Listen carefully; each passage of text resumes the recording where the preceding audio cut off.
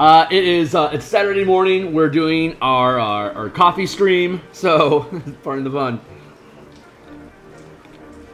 So we're gonna have ourselves a tall glass of brew and knock down a few hours of painting here. Give me a second here to make sure my signal's coming through, because we're gonna do some cartography. I'm not sure if you guys can hear the rain in the background, but all the snow in Seattle has turned to rain. And that's just awesome. So if you're new to the channel, hey, hi. I am Phil Kearney. I create PDFs that I publish on the DMsGuild. I'm a freelance artist that did some modest work back in the beginning of the OGL SRD scene when Cobalt Press and Ian Publishing and a bunch of third-party creators started building for 3rd edition, and that's when I got my start in artwork. But since then, I got into commission work for character art, and then I decided that the only way I'd really ever get paid the amount I want to get paid is if I became my own art director and purchased my own art. So this is about the time that 5th edition came out, and they created DMsGuild, which inspired me to be like, hey, I can create content like anyone else. So if you follow me on Twitter, I just posted that I'm live on Twitter, so I imagine we'll have at least a couple people trickle in here. So I build things on the DMsGuild. This stream was created to do the walkthrough process. Hey, Hornetico, to do the walkthrough process on developing the text documents, and then all the asset productions that go along with creating a product. And so this is the book cover that we created on stream. Hornetico, I'm just walking people through the paces real quick. But here's the book cover that we created for this adventure that we've been working on. And this is the current map that we're working on. We have the very rough sketch underpinning just the ideation of this place, and we are currently going over it to do the cleanup, to make it sit pretty. We spent a lot of time making sure that when you print the black and white assets, that everything would fall into place on a 11 by 17 page that you can feed through a printer. So when this is published, it'll come with a zip file, and the zip file will have this and all the other map assets in black and white, as well as all the token assets in black and white. And the tokens that I've been doing on the Spelljammer stream will show you how I approach tokens, that I have just a black silhouette of the token, like the character or the monster or whatever, and then I'll have a color paint over, so you can print the black and white ones, and then you can on Virtual Tabletop you'll have all the little tokens for you to drop in here. So all those assets are going to be black and white and then color overlaid. I think that's how we're going to do things, and so I think that's probably how we're going to approach the actual interior art as well. So I'm not 100% on how all that's going to flow out, and it's a little intimidating, but this isn't my first rodeo. So if you check down the DMsGuild link down below, there's the Color Mana Mechanics bundle that I have there. A, it's 35% off, but B, more importantly, it's from cover to cover. You can read the entire thing. Between those 6 works, I think there's like around, I want to say like around 110 some odd different unique pieces of art, including the covers and all the interior stuff. And there's also like mana sheets that show you that, and tokens and all those assets that are put into a zip file. But that's all just to demonstrate to you what it is that we're doing here. Those were character option mechanic books. This is an actual adventure that's designed for a DM to be able to run multiple times. So if you're a professional DM, you can approach this adventure for your own amusement from multiple different directions, with different hooks and different options that you can provide to the characters, different starting points, and different conflicts that you can create. So if you are a professional DM, this is an adventure that you can recycle for yourself, and the more angles you play at it, the more fleshed out the story becomes, and it becomes a more and more in-depth adventure for you to walk somebody through as like a this would be a cool thing to have, to be like a demo campaign. Like, hey, let's just do a one-shot with this adventure I'm pretty familiar with, And if you like that, we can build a campaign around these ideas. Or it's like, if you like this, we can start over at first level, and this is the kind of experience I can deliver for you. Like, that's the pitch for professional DMs, and I just want to build tools that these professionals can use to help better engage their audience. And I don't know how many people are out there doing that, but or actively thinking about that, but I know that there's professional DMs like, hey, what's a good adventure to use? And like, this is exactly the kind of work that I want to point people towards. And then we're building a toolkit off of this. Like, how did I build this adventure? Like, how to build these adventures so that you can build recyclable machines that can be marketed for people that make a living off of recycling content. So that's the big spiel, and we're building all of it here. So once the text is finalized, we drop it into the page layout machine, and then we start arranging all the text, and then we start weaving in all the little map pieces and all the individual regions where those maps are, with all the tokens and crap like that, and doing like the setup of it so that you know how you're supposed to approach it. It's a big project, and but hey, you know what? That's why we get paid the big bucks, right? So hey, I want to catch up on this. Streaming on Christmas Eve, truly the grind never ends. It really never ends. This is my part-time job, and I 20 some odd years of freelance artwork teaches me that I got to put in the hours. And if I got to grind the hours, and I'm going to be thinking about stuff while I do it anyway, I may as well be on stream doing it. My gal's got some stuff that she's doing this afternoon, and we're not catching up with each other until dinner time tonight anyway. So this is freelance time. It's I am the producer. So having a productive product be full preview is just a good idea. Transparency builds trust in the audience. After all, it does. It's especially if they're like, I don't know, if I'm interested in this or not. It's like, well, then just read it, and if you like it, you'll buy it. Like that's me at B. Dalton's when I was in junior high. It's me picking up books. It's like, am I interested in this book? Yes, no, and reading the whole thing in the bookstore until I got my lawn mowing money and dive back into it. That's how I pick up my books. So I figure, well, that's probably a sensible way to approach my own books. This is a hobby that's predominantly kids. The kids ain't got cash, or if they do, they aren't likely going to spend it on PDFs. So just getting them into a space where it's like, hey, this is something that you can look at, you can use. If this captures your imagination, go for it. Because eventually people pay you. Especially if they take me up on it and actually like run a 20 level campaign with some of my mechanic ideas or anything else that I'm building here. Like actually go through the effort of running a full campaign like I do when I build these things. I think they'll be like, yeah, this was actually really fucking cool. And that's how I end up. Like what typically happens is I'll see like 2 or 3 people pick up the Spell Point Warlock book that I built. It's a pay what you want. You don't have to spend any money to have it at all, and it is also 100% preview. So I'll see maybe 2 or 3 people grab a copy of Spell Point Warlock, and typically within 3 days.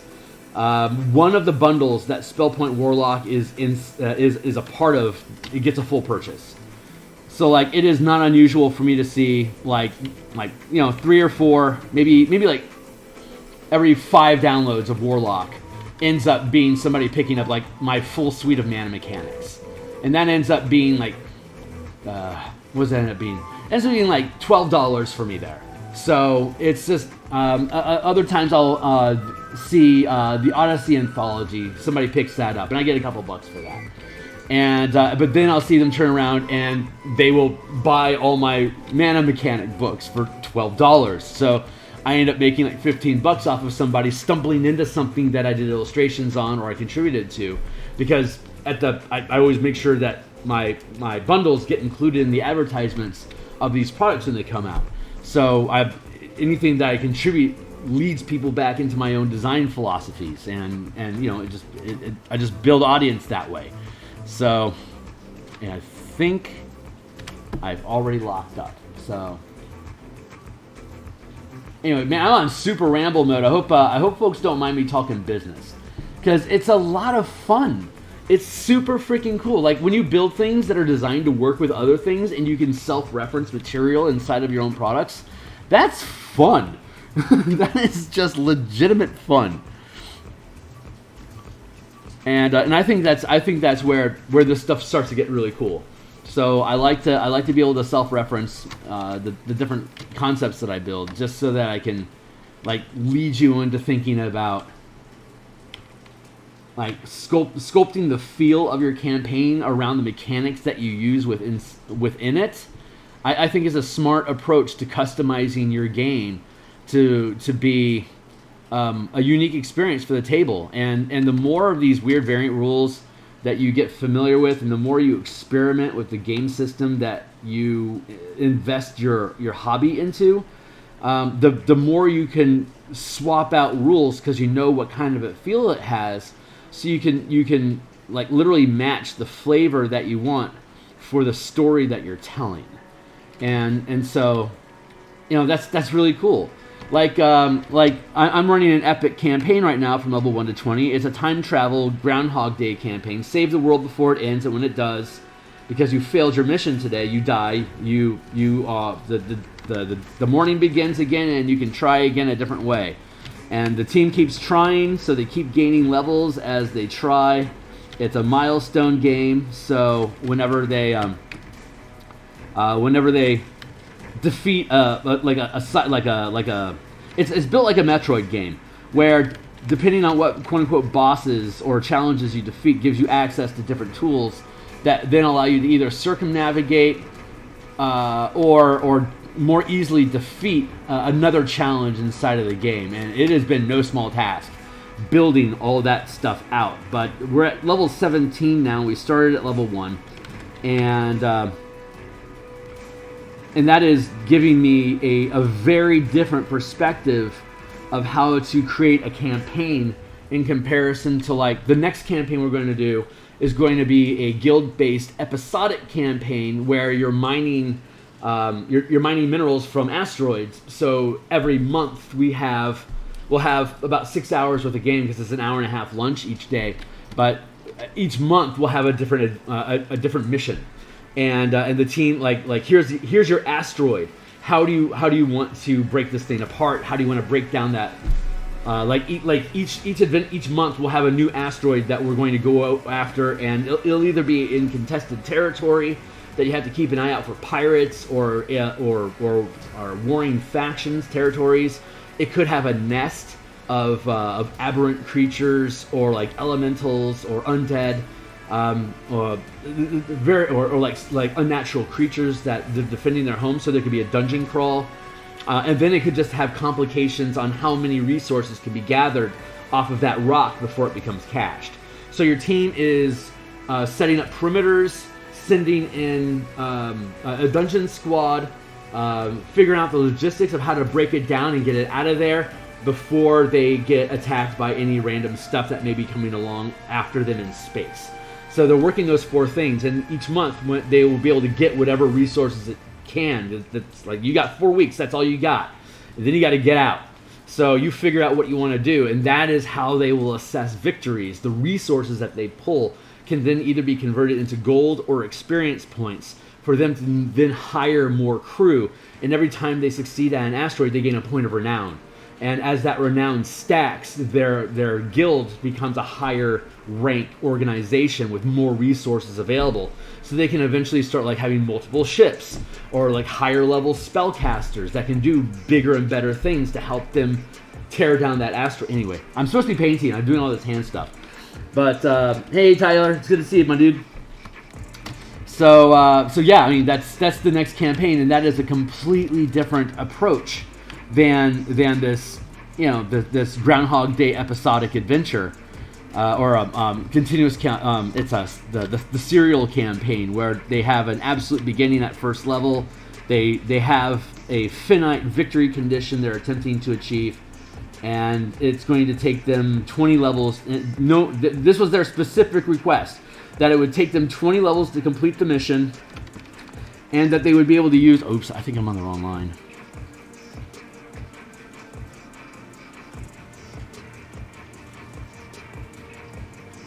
Oh my god. You guys got to keep me from doing that. But yeah, the campaign parameters where we want the same characters, level 1 to 20, on a epic quest that will start at level 1, conclude at level 20, and we get to use the same characters the entire campaign. They will not die. That was their menu, their a la carte list of demands for the campaign. Like, we will play your silly campaign, little man, because this is the first time they've ever played. It's like, we're interested in D&D, like, collectively. It was a group of people. It's like, hey, you know, we're interested in D&D. The first guy was like, I want to play D&D. I've never played it before. I understand that you like playing D&D. Can you run a game for us? I'm like, what, at lunch? He's like, yeah, sure. It's like, okay. He's like, well, some of our coworkers play WoW together, and so this guy was clicked in with that crew. And so he's like, oh my God, I am killing myself.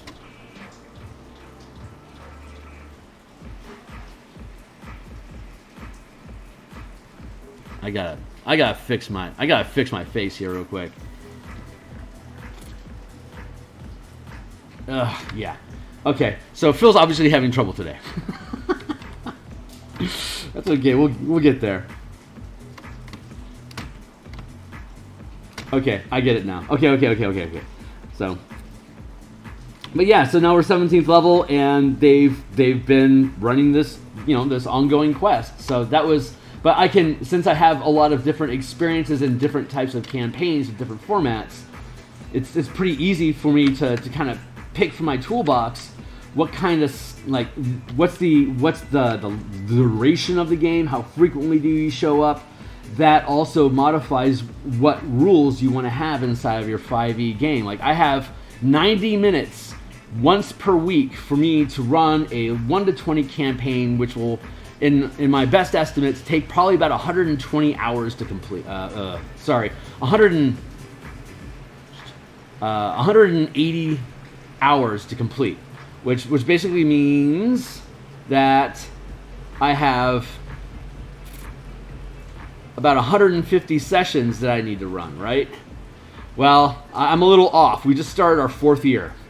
So it's been about 200, maybe we'll go anywhere for an hour to hour and a half, depending on what time people have, and we let each other know that when we start the game.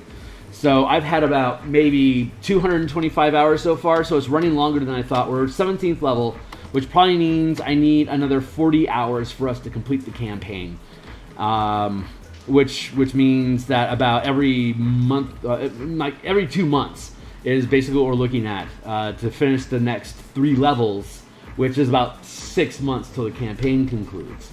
So we're expecting to be done with, you know, lag and stuff probably by September is what I'm anticipating. And at that point, they're like, great, let's switch gears and do something different, because we've found, and this is always the case, and I found this out quite some time ago from running 6,800 hours on Roll20 and recruiting people off the forums there, that you can't bring people into a campaign once you get past level 12. It's too much. The game environment is like super inbred at that point.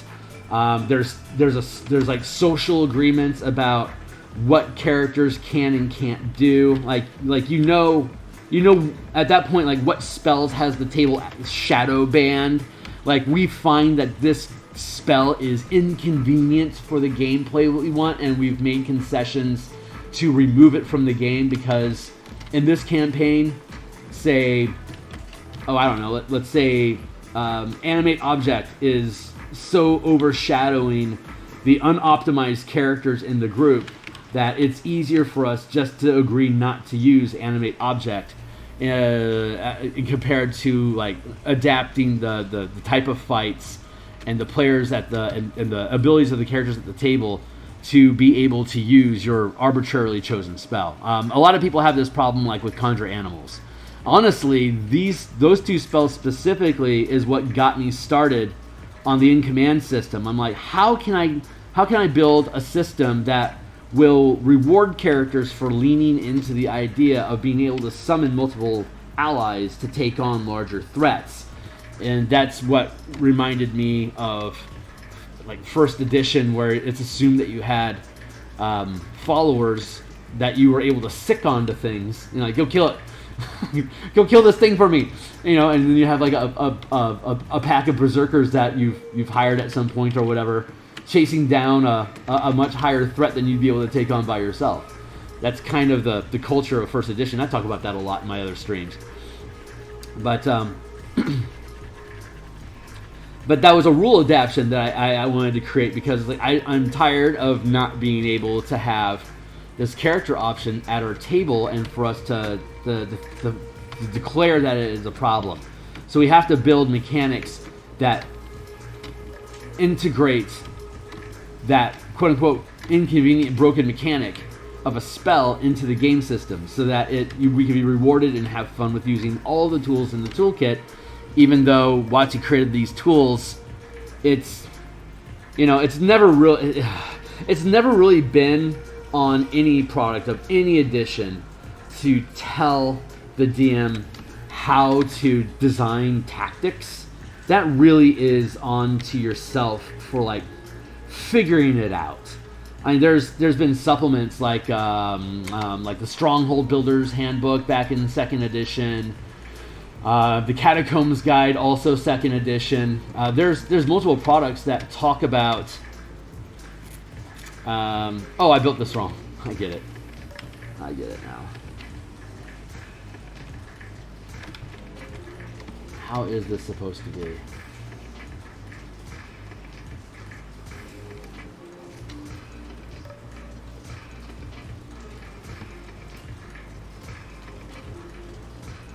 Oh, yeah, I did do it right. Oh, this is what's wrong.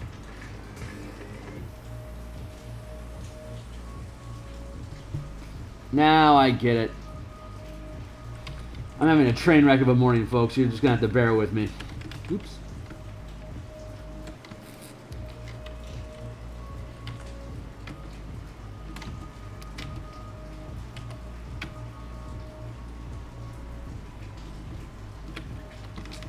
I could be better than this.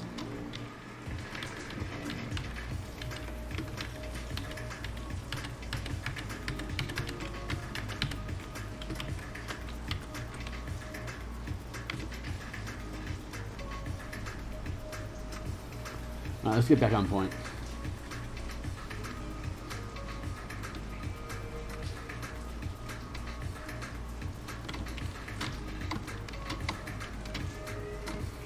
So yeah, we build tools for people to use. That's what they're for. And I run these campaigns to implement these different tools to make sure that they play the way that I want them to. And once they do, I can start locking down those mechanics. Like the Spelljammer Combat and Exploration book, we already knew from the Descent into Avernus vehicle mechanics playtesting that we had done that vehicles as a character extension was plausible. And then when Spelljammer itself came out, I was like, oh, this is too perfect, because WotC left it up to the DM to decide really how they wanted to do combat. Like, they provided some rudimentary rules, but didn't dive into the depths of tactical combat involving ships. That's just a little bit more than you can expect from 5th edition design team. They kind of, all their old designs, this happens with corporations. If I understand correctly, they aged out their old 3rd edition design team, which were the folks that had a shitload of mechanical chops that would have been up to the job of creating a complex mechanical vehicle combat system for 5th edition. Like, they let all those guys go. They were too expensive. They all went off and, did like Monty Cook and stuff like that, like building his own games. Like, he doesn't, I don't know if you can't afford him anymore. So they let him go. He goes and does his own thing, and so 5th edition, it's a new generation. It's a new team of people that are playing the game. It's a new team of people that are writing it, and so the aesthetics change with what they're looking for in a role playing game. And unless you're a super long tooth like me, you don't really remember, kingdom building and having a random world with no storyline, but it's up to you to decide what your character's story is. That's why, man, that's where first edition was kind of at. It's like, this is a zero loser character that we expect to die, but he didn't. He did not die. He kept going. He kept defeating random dungeons. He kept accumulating power to the point where he's being rewarded by the rules of the game, by you have survived long enough our random bullshit. Now you can decide what is important in your character's campaign, and you take the reins and you build your own kingdom. And they actually came out with books with that mentality, like Test of the Warlords is a book of, hey, your characters are high enough level now to build your own kingdom. So here's a plot of land and a ton of ridiculous encounters that are appropriate for a 16th level character that has an army of 10,000 followers in this territory, and he's trying to carve out a nation for himself. Go for it. Like, here's a 32-page adventure of scenarios that you can throw in front of a character in this territory using this map at these locations that will absolutely come along and destroy your kingdom if you don't go there and resolve it, quote unquote, resolve an agreement with that faction. But there's like 12 of them. There's like mountains where dragons go as their homeland. It's like 500 miles away from your kingdom is like a dragon, a mountain range where dragons go to mate and have social mixers and stuff. And it's like, oh hey, look, a human's trying to develop a kingdom like right across the street from us. Let's get drunk and screw with it. Like, that's gonna be your problem in about 6 months. So you better figure out how to get those dragons from decimating your community. Otherwise, you're going to be starting over again. Like, here's how tough they are. Good luck. There's literally hundreds of dragons. So build your army wisely. Like, that's first edition, dude. And like, if you can even get your character to 16th level, and then your DM slaps this into your lap and says, "Here, try this out." It's like, oh my god. That's like completely gonzo shit. It's like there are no hard rules on how you're going to resolve this situation. It's just, here's the situation for you to resolve, and here's the stats behind the things that you're trying to influence. Good luck. And that's your campaign. And that's literally as far as first edition needed to go with that stuff, because it didn't care how you resolved it. There was no storyline. There were only interests and complications. Like these dragon factions, they just want to make sure that their mountain range doesn't get screwed with, and occasionally we get drunk and we'll burn down anything that we think looks funny. And so I'm sorry, but there's hundreds of us. It's gonna happen to you at some point. So good luck. That's basically, if they don't just kill you when you show up, that's basically the 411 they give you. Like, this is your fate for building something here. You're gonna have to deal with it, or good luck. So they kind of leave it in your court at that. Like, that's an approach to that encounter. But this is a 16th level character who's accumulating, is attempting to accumulate thousands of troops before, like, there's a volcano nearby, and it literally spits out hundreds of fire elementals, and they will just run across the hex grid into your territory because you've got a forest that they're going to just burn down, because they're just free running through a forest, burning it down because there's hundreds of fire elementals. And as long as they can keep the chain going from the volcano, they can keep free running through your forest. It's like, I have to deal with this, but they give you no tools on how to deal with it. Just, this is your problem. You're 16th level, and you've been playing first edition for God knows how long to get there. You should be creative enough to come up with a solution. And the DM should be creative enough to just on the fly be able to create factions, like who's in charge of these elementals and stuff. Like, do whatever prep you need to have it, but basically they're going to have an objective. They're not going to have like a storyline. Like, there's like no princess to rescue or anything like that. It's just a lava flow of elemental sprinters, basically. They're basically streaking. And this is your problem. Anyway, that's first edition. So so they would build these tools, like, this is how you can fight mass combat. Here's an appropriate challenge rating for you to use those mechanics with and have fun. Like, that's as far as they took it. So you can't really expect 5th edition to like dive deep into, well, I mean, first edition had had the battle system book, so it had an entire book that was dedicated to how do you conduct those fights. And 5th edition hasn't provided them yet. There's been multiple third-party content producers that have created various mass combat systems, but that just speaks to how 5th edition it wasn't their vibe to create those mechanics. And again, as far as I know, beyond Chris Perkins and Jeremy Crawford, I don't think they have any teams that have built massive mechanical systems that can deal with those just core fundamental structure of the game. That is a complex issue that needs to have experience from what worked in the past and how does those past lessons translate into what 5th edition mechanics are now. How do we fold those two things together? And that is a massive task, which is why it's taken me 15 months to build that thing. But again, that's coming from the source of, hey, this is a thing that this is something that a character may eventually want to do in a campaign. We should probably be able to tell them how to do it. And that's where that came from. But that's also from, my adventuring team, they pick up squads of time warriors to go attack an obstacle in nether space, and now they're starting to collect tribes of orcs to go help them take out demon threats that they're identifying in the region that's causing the world to end in the first place. So they're 17th level. They're accumulating their army of allies that they can take on a hell demon army from destroying the world. So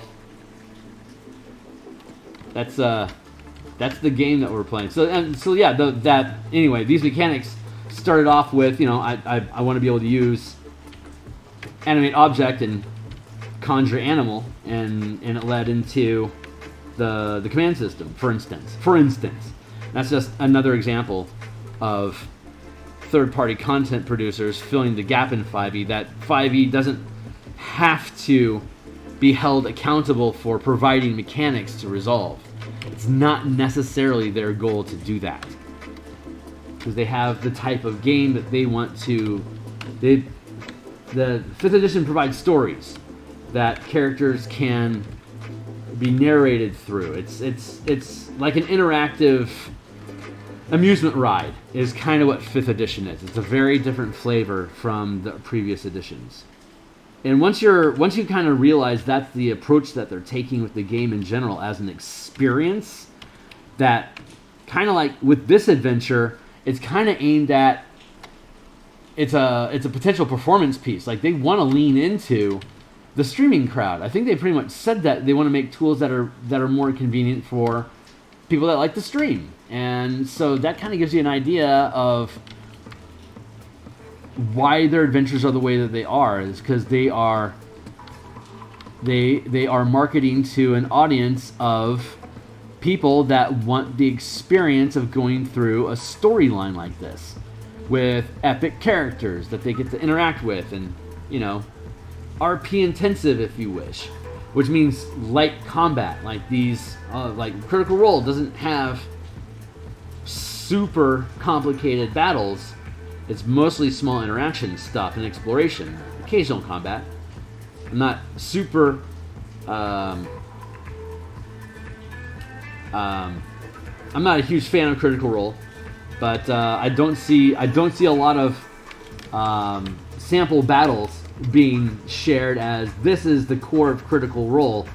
Watch this battle for 3 hours. I think they may have used to do that, but I'm pretty sure they've kind of weaned off of that approach for the sake of better gaming. So people that are into that streaming are less about long-winded combat and more about the interaction, exploration, and social pillars and shenanigan pillars. So I could be wrong, and somebody tell me if I am, but that's been my general take on how streaming is approaching, and if Wizards of the Coast wants to actively cater to that audience, then it is logical that they're going to go with mechanical light rules that are easy for a DM to just arbitrate a decision for on the fly without being, using a more narrative approach.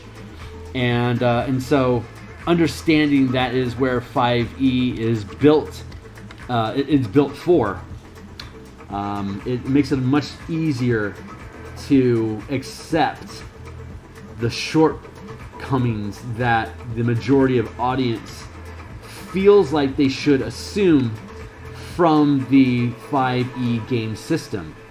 But that's also why Wizards is probably always planned to keep the OGL open for folks, because folks like us that are third-party content creators, our muse forces us to do it.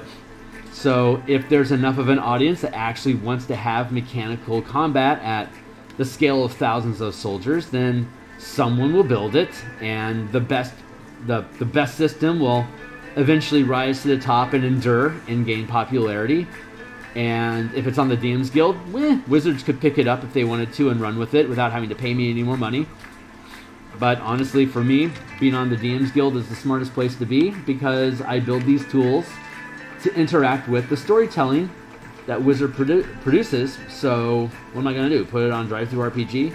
I can't talk about Curse of Strahd on Drive-Thru-RPG when I build an undead system to use with Curse of Strahd.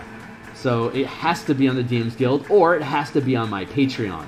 And being that I only have about 115 followers here on YouTube, I'm guessing I'll have more people looking at it if it's on the DMs Guild. And if enough people look at it on DMs Guild and then decide they want to hang out with me while I build these things here on stream, then I can build a Patreon and have a reason for people to show up to my content directly, because I'll build my tribe. And then I can start doing Kickstarter campaigns like we were talking about. And then I can just continue to grow from there. But I'll have enough prestige built up underneath myself by adapting the tools that 5th edition has already provided for us to put them in context to how you use them with what Wizards of the Coast produces. Like, to me, that's my marketing strategy. That's how I'm going, which is why I love Eberron. It is my default campaign setting. So I'm excited about building Eberron adventures. But the only place I'm going to, the only place I can actually publish Eberron adventure content is on DMs Guild or my Patreon. And once I build up enough momentum through Patreon, I can do all that stuff independently as Kickstarter campaigns, perhaps. I can't use the IP of the Eberron campaign, but I can kickstart the artwork. So if I have enough people that are willing to pay me $15 to produce all the artwork for an adventure like this, and then I put it on my Patreon, then I will give you a copy of the Patreon. Thank you for purchasing my time producing artwork as a freelance artist that I am purchasing my own art from through your contributions. But for now, you guys can just buy my books on DMs Guild. And that's a way to help me gain medals and notoriety, and to just talk to mechanical design work that I do. And hey, I've completed those lines. So we're doing the thing here, folk. We're doing the thing. Oh my god, I can't believe there's a gap here.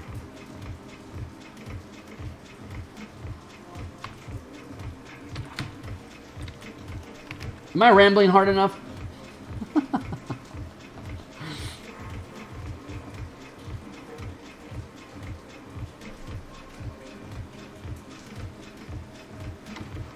I'll check it with you guys in a second. I just want to, because my lines are off. I had some gaps I had to fix. Oh, locked up again. What a great opportunity for me to catch up. Somebody should do an edit of the Avatar Last Airbender intro, but instead of the 4 elements, it's listing the 4 pillars. Everything changed when the shenanigans attacked.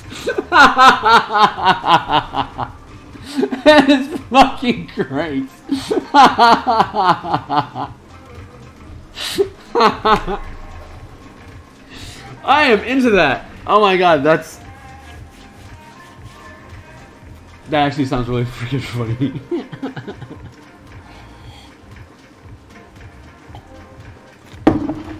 Oh, I should set a timer. God, it's 10:15 already. Alright, I officially got my clock going.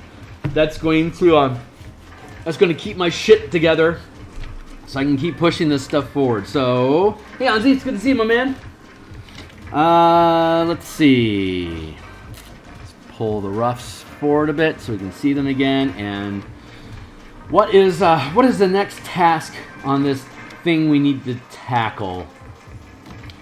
We are getting ridiculously close to. I get to start tearing stuff down. I think. Okay. So I think the next thing I want to do is lay in the water. The sunken in areas that have been fatigued over time, which means that we get to destroy this gazebo, and we get to destroy this gazebo and start tearing into the flagstones. God, that's kind of fun. I think that's where we're at right now. I love tearing. I build them structurally proper, and then we get to break them down. I know it might not be the most efficient way to. I mean, at least the architecture starts off accurately, so that's a good place to start. But yeah, I think that's where we're at right now. So I'm getting pretty jazzed up on coffee here. Has all this stuff I've been talking about, does that shit make sense? I'm wondering. Where are we at on this thing?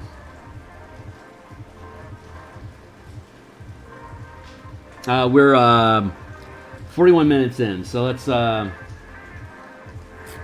down here. 41.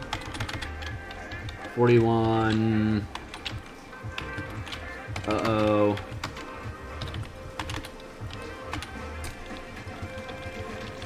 What, 10.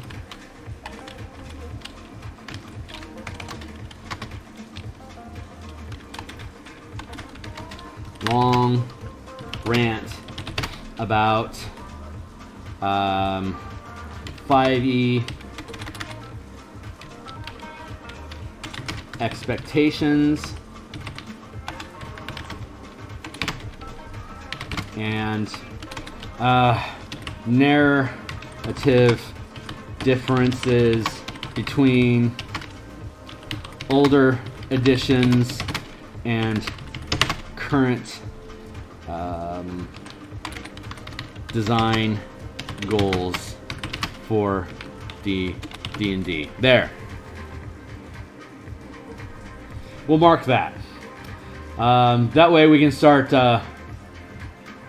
building a culture for myself of, if I'm going to rant about stuff, then I can bookmark where that rant is at, and then I can maybe pull this out as a separate piece for me to, I don't know, you guys listen to me. If I tore out that half-hour rant about that thing and like posted it as a separate thing, like not as a live stream, but just as a standalone dissertation on my philosophy about where the game is at and where it's going, is that something that would be like, is that something I should post as a rant piece for just like, here's Phil talking for 30 minutes.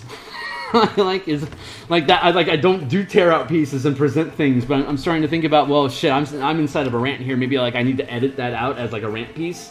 I don't know. I'm trying to, because all I do are live streams, right? But it probably wouldn't take that much effort for me just to cut paste that chunk into a separate piece and then post it as, you know, as a thing for people to look at. I don't know. If that's interesting, let me know. Let me know if like that's a half good idea or not. Because I do that shit often enough that I could probably go back and tear chunks out of that stuff a lot. So anyway, we're going to. I think I want to duplicate. I'm gonna do it this way. I'm gonna duplicate this, and I'm gonna start tearing pieces out of it. That's, I think, how I want to approach this. Renoko says, admittedly, cutting out that section could be very beneficial, especially as people don't tend to go looking through streams for something specific unless it's already available. That is, yeah, that's actually a really good point. It's golden nuggets lost in the sauce of a ranting stream.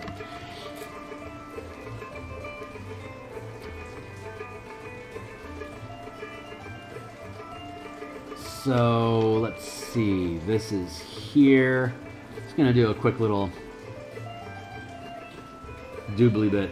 thanks for the feedback, man. That's what I'm asking about.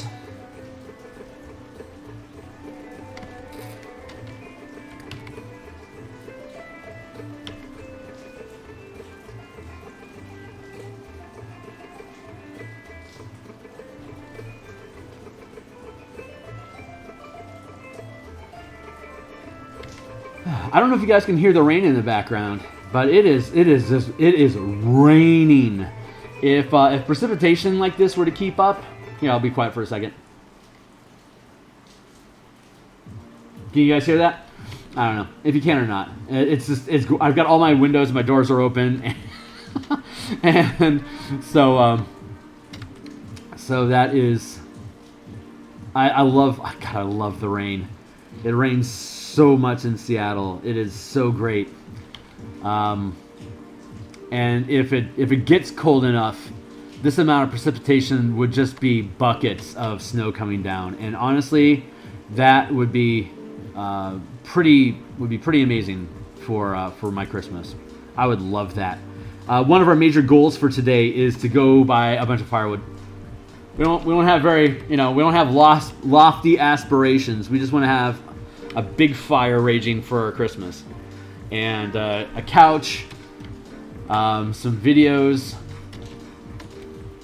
like Christmas Story and stuff like that, and a fire is our kind of heaven.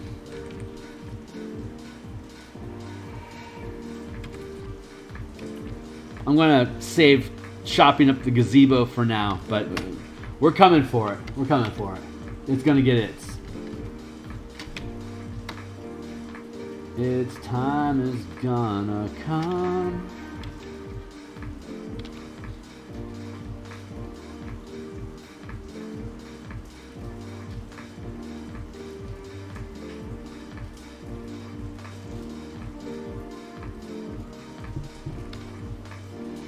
See, like there's little gravestones, and the graves themselves have kind of washed out, so the corpse kind of gets washed away into this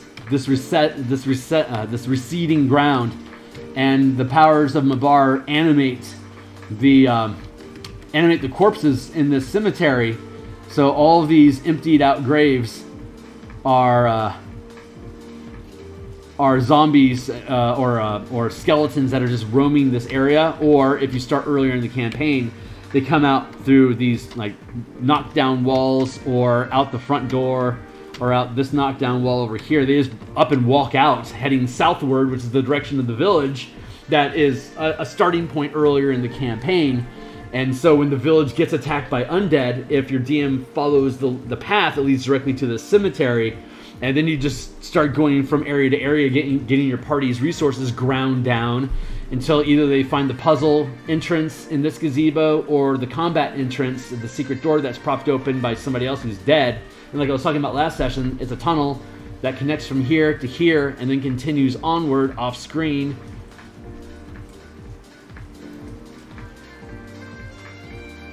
to the top side entrance. So that this path, this underground, well, if you just follow along going northward, like from this front gate, if you just head northward, you end up hitting this line here. And if you go at a diagonal, you eventually find yourself at the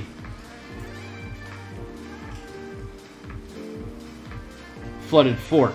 Actually, sorry, it's the way that it's actually set up is we've got the forest line here, the thorp is here, the path is this way, the cemetery is here, the top side, the flooded fort is here, and the top side entrance is here. So you've got top side entrance here. This broken cobblestone pathway leads to this area here, and we have a vignette. We have all these little vignette pieces of like 5 by however wide that is, like 10 by 17 pages. 1, 2, 3, 4. Every 15 inches is 75 feet. So you've got 6 of those that leads from this line here. Like here's 1, here's 2. So I only need 4 more cobblestone paths, 15 by 10 inches, that lead from this edge of the map to this edge here. So we'll be doing vignettes of this stone pathway. So a DM at the table can just lay out a couple. Like here's your path that leads from the flooded fort here to the topside entrance, and then so this cemetery, it's north is this way. So the whole map is actually skewed 45-degree angle. Like this is north heading this way, and this is west heading this way. It's just easier to draw it in this orientation because you can float the direction. But regardless, north of here at this angle leads you from here to the top side to the top side entrance that we looked at, and a path can go from the cemetery to the fort. So you have this arrangement that the party comes in from the forest to the cemetery and either goes from the cemetery down into the secret passage that leads to the underground lab that's under the topside entrance, that this has a downstairs tunnel that leads to. So you have a topside path from one to the other, and you have an underground path from one to the other. So this topside entrance is unnecessary if you don't want to engage with it. The DM can just, like this is an elevator shaft that also leads into the adventure. So when you're looking at the cover here, you've got the flooded ruins, you've got the cemetery, and you've got the topside entrance. And the topography of the topside entrance here is matching the topography that you have here. Here's your shaft that leads down. This is upstairs here at a higher elevation. This is a bunch of broken down stuff, but there's a large wall structure that still exists here. So when we go back to our map, large wall structure, whole elevated area. This is the topside entrance from a side perspective, right? So, and here's your cemetery. Here's the crypt, right? Let me see if I can go find it.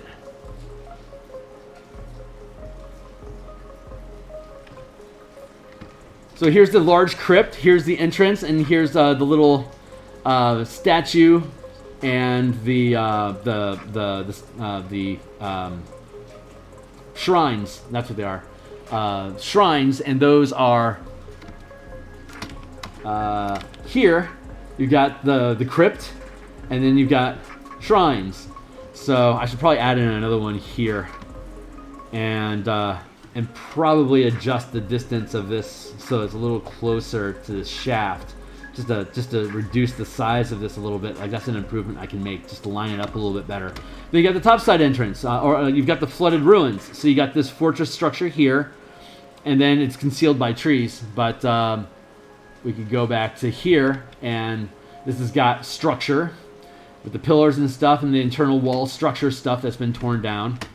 And then it's got the entranceway that drops down an elevation that leads to the underground tunnel that's covered in crystals, right?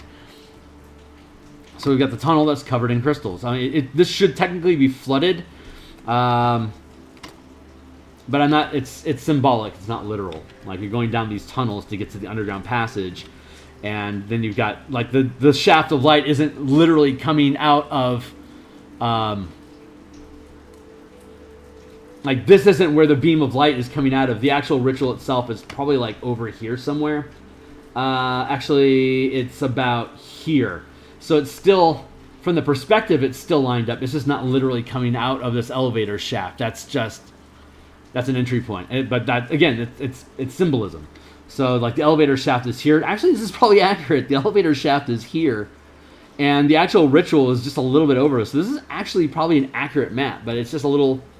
Knowing all this stuff actually makes sense. But yeah, so you'd come down, you'd have to go through the dungeon, and then you eventually get to the ritual chamber, which has an open ceiling. Like the ceiling of the dungeon disappears, it's just open sky, and you're pulling the moon. Like that's the imagery inside of... Anyway, that's how the dungeon works. So you have these three different pieces, and let me get back to my point. The point is that this sunken ground here, all of these grave sites have opened up, and some of them have been flooded out like this. And so that's what, yeah, so the undead head out and then just naturally drift towards the village to eat people that are still alive.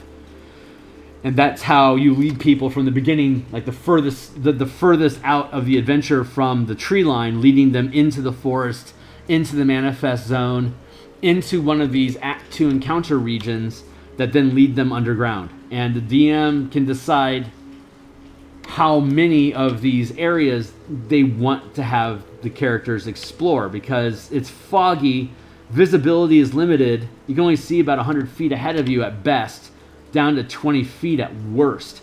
So the characters are really isolated, and you don't have to have like a world map, you just have to have little small vignette pieces that you can drop down into a small size VTT, or you can just put on the kitchen table and just swap out the maps. It's like you wander through the mists for what seems like an hour, because there's absolutely no sound, everything feels weird, it's unnatural here.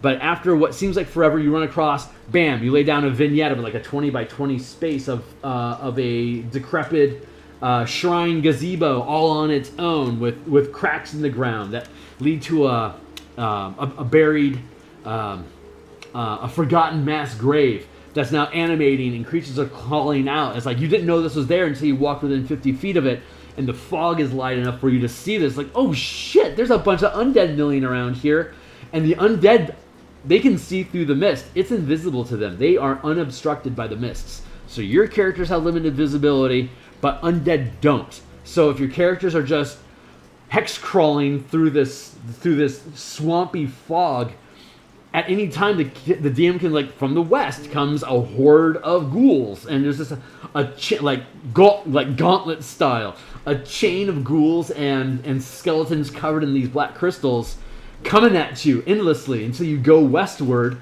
to find where the monster generator is, go down into that crack in the earth and kill that spawn point, like drop a hallow spell or something on it to purge it so that it stops spawning things, and then you can crawl your way back out. And at that point, maybe you want to take them to the topside entrance. Like you wade your way through the swampy mists, and you find yourself at section 4, the topside entrance.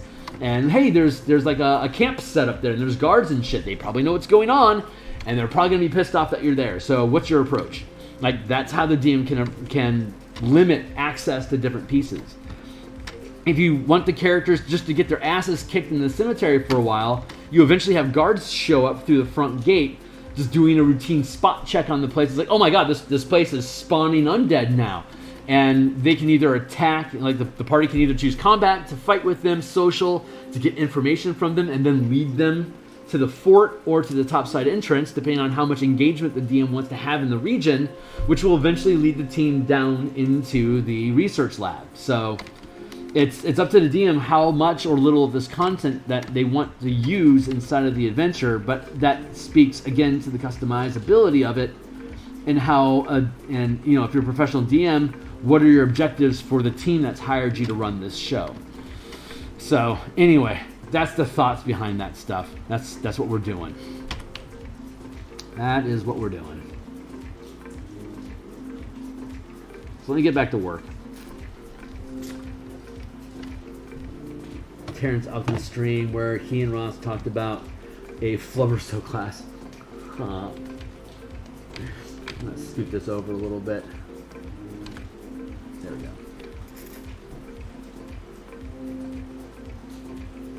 Oh, hey, Zad. It's good to see you, my man. Sorry, I've been on a rant. I've been checking in chat. Man, I hope you're ready for the weather, man.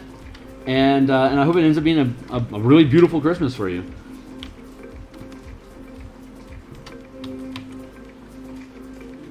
Don't do that.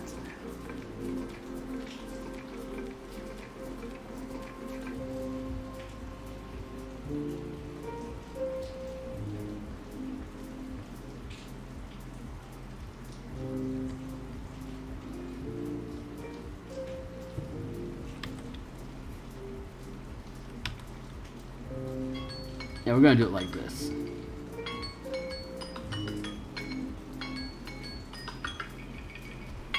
Hey, another 20 minutes on the block.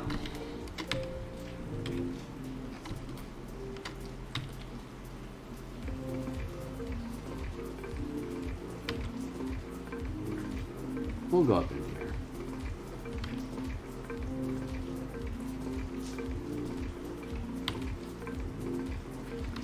I am in no way beholding myself to the topography underneath the current layer that I am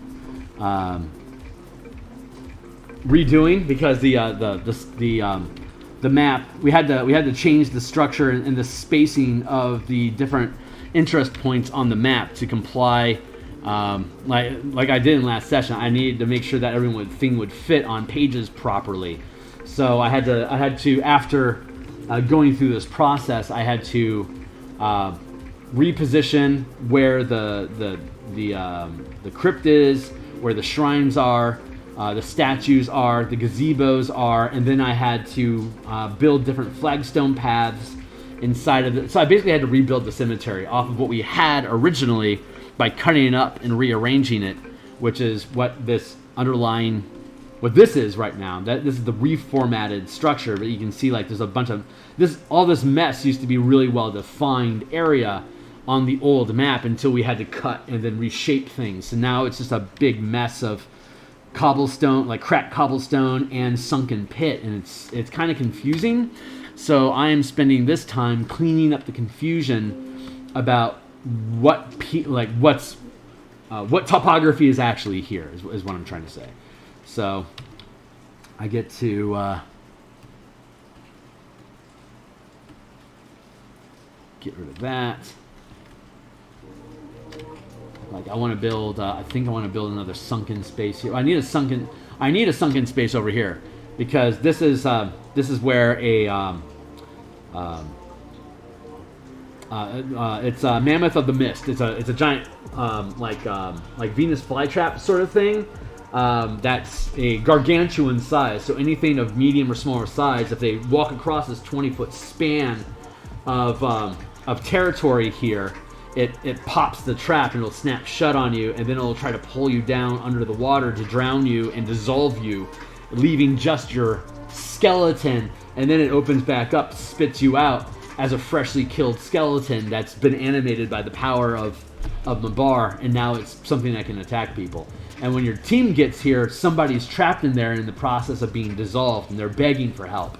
So it's a great way for your team to take pity on something and burn a potentially valuable third-level spell slot to heal this person in exchange for information about what they know about up ahead.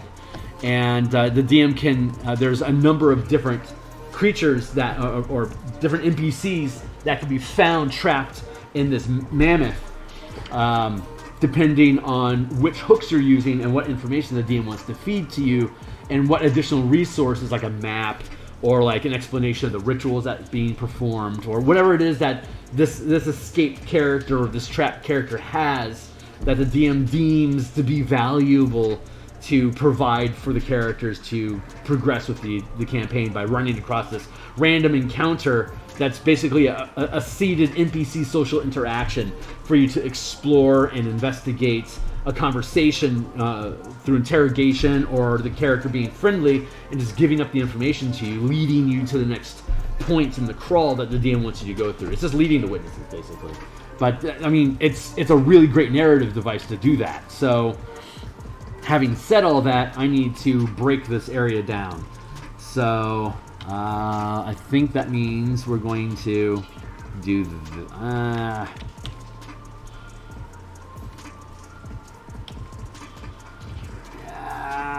I think I'm going to do it like this.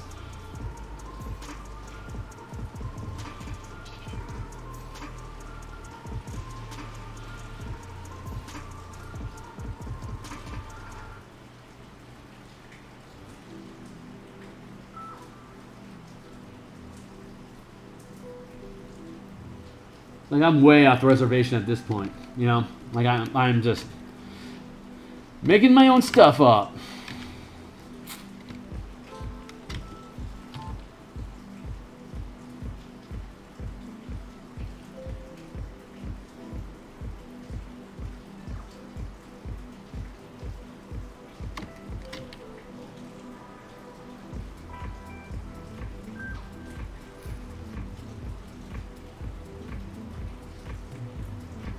We're just adapting the map to meet the needs that we have.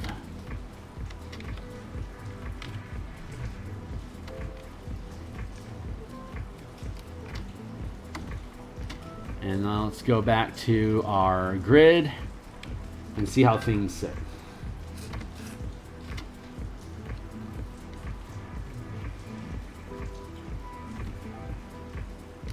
Like I'm looking at each individual page to see what's interesting about it. Like this has got like a swampy, watery bit and open ground. So that's like this is a decent like resting piece. Like you know, hide in your corner, take a short rest.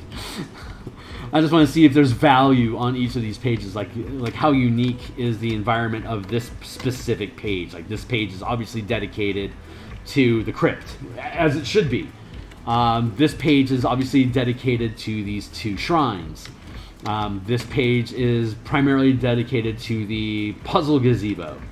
But this map is relatively empty, so it's connecting to other points. So it should be pretty easy for the DM to just eyeball each piece individually.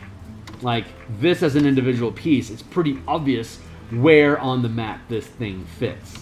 So I'll just have to put like a little north in each little corner here, I suppose, to help maybe define like north. Like I could do something like north slash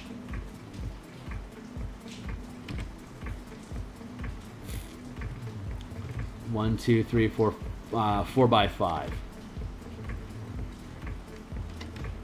That would be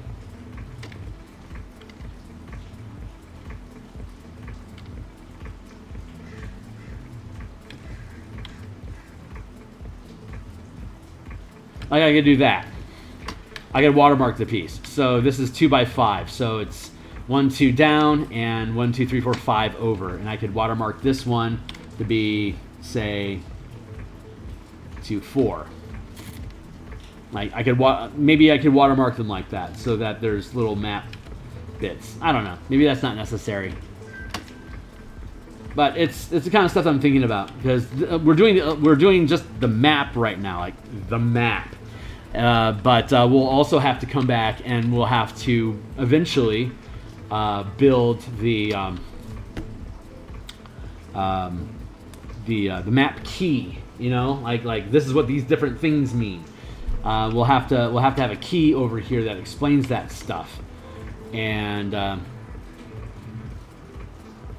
but that'll be after we finish everything. And once we figure out what the actual adventure layout looks like, we'll be able to see like what kind of a font we want to have for that key.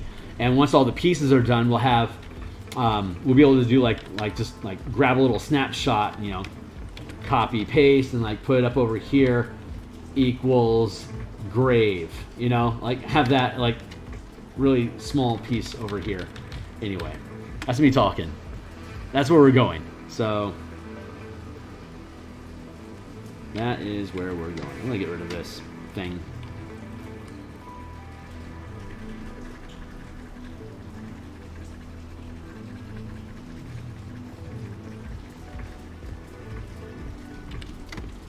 Like, maybe the key... Here, I'm going to do this again. Maybe,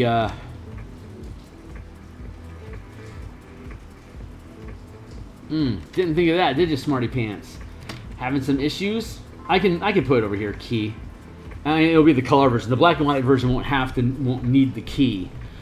But the color version will, so the DM will want to have, you know, the key. Yeah, I think that'll make sense.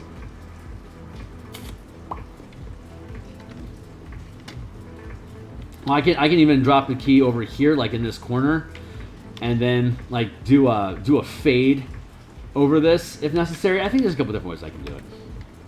Well, I mean, I technically don't even have to worry about that. This is just what I'm cutting up for the black and white version, so I don't actually need to have a key on here because the key will be inside of the document in the full colorized version. And the full colorized version is not going to be 50 inches inside of the adventure. This is going to be like if I'm going to do, if I'm going to have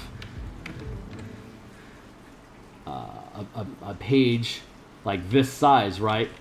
Then this thing is probably going to be, you know, about this much area, which means I can build a little key thing up here, literally above it, next to the title of this thing. So I don't actually have to dress the map itself with any key marks or compass points or anything like that. I can actually have that inside the adventure here.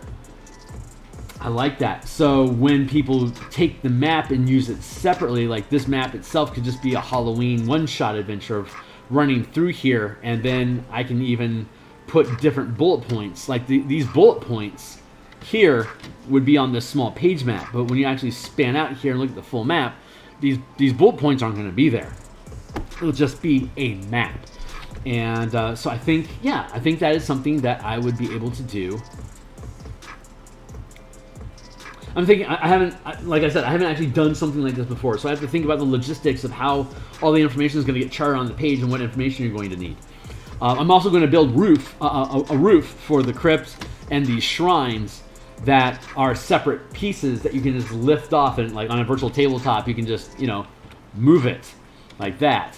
But in Meat Space, I'll have a separate one of these pages that'll just have roof assets and token assets as a separate page for you to cut out and put onto the on the tabletop black and white, you know, low ink requirement map. So that's the thought processes behind that stuff. All right, you gotta head out. Hornetico, it's good to see you, my man. And prep for my family. Get together. Until next time. Cheers, my buddy.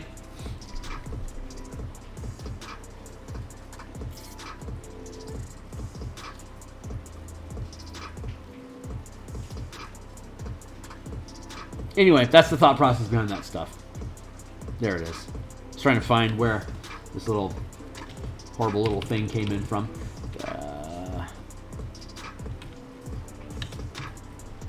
There we go.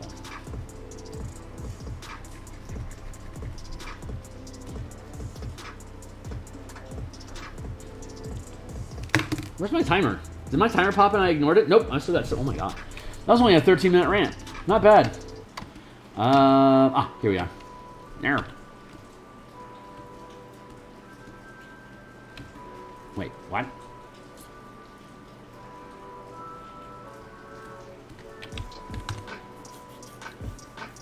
Right. Okay, back on task.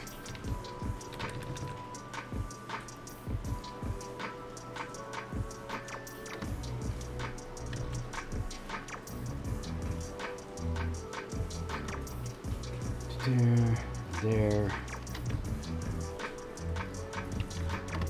Any other significant cracks?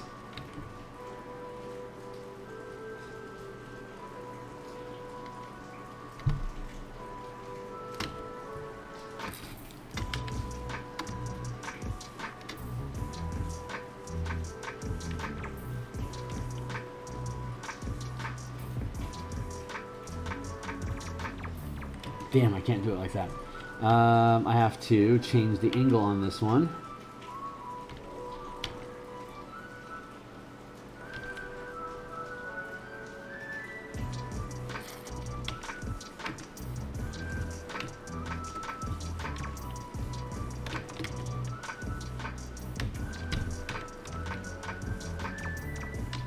So I have to keep a clear path from this corner here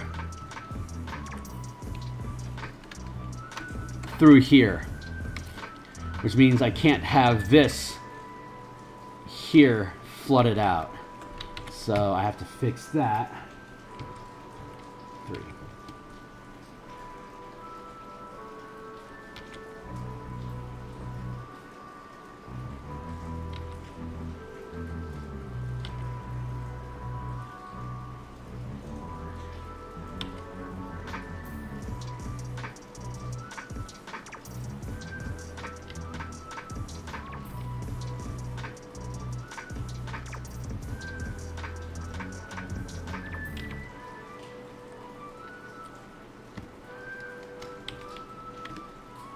And I can intentionally place an unnaturally straight line here cutting through the cobblestones that is right on the path of where the underground secret passage is that connect these two things, a savvy adventuring team may think that there's something to that. But I don't want to actually say anything about it at all in the adventure. I just want it to be a subtle visual thing for the map itself.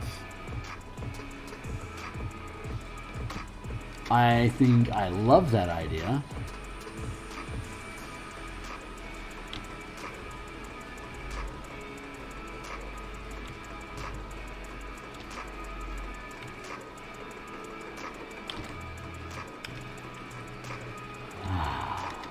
There we go.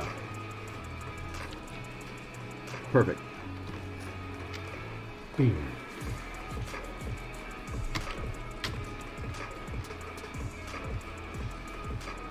Yeah, okay. And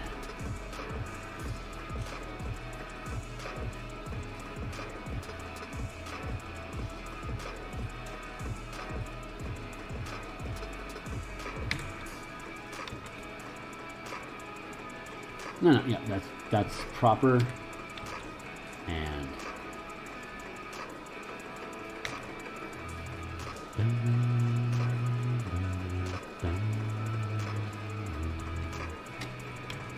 entrance, shrines, crypt,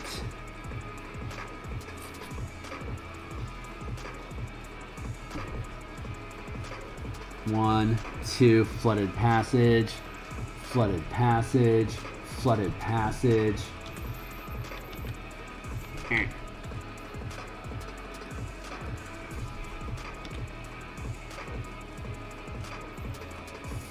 Flooded passage, like that.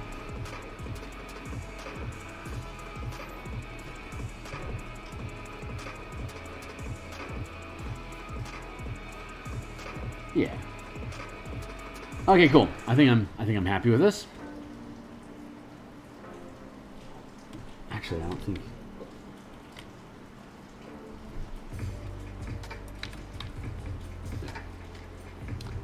Two are flooded spots. 2, 2, 2.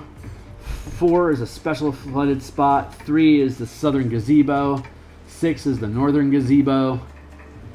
7 is the shrines. 8 is the crypt. So cool. Everything is properly parsed out is the word I was looking for. Everything is properly parsed out. Now we've got the broken cobblestone paths. I think the next thing we want to do is verify presence. Let's tear apart this gazebo now.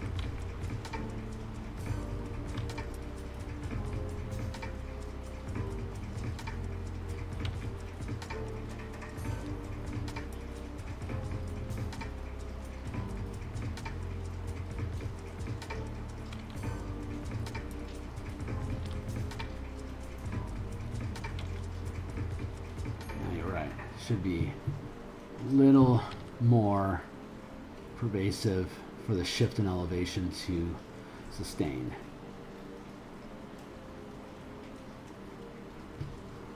Like yonder. That feels right.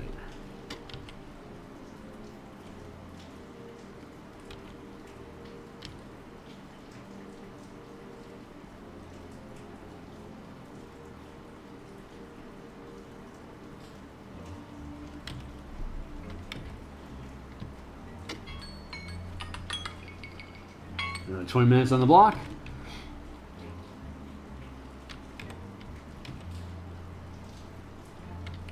like this will be a water line, so I'll eventually have to erase this. But for now, this is the, yeah. Since this is sinking in, this will be a water line. So I will erase this actual landmark thing and I will replace it with more of the type of water stuff that we've been doing in the other maps. That swirly, gross, oily, blue-black energy water that's just steeping everywhere. And then I can fatigue these pillars and all the stonework. I can fatigue it so it's all aged out. But for now, this is where we're at. We are just laying down the structure of stuff to make sure that we've got the proper language for everything, if that makes sense.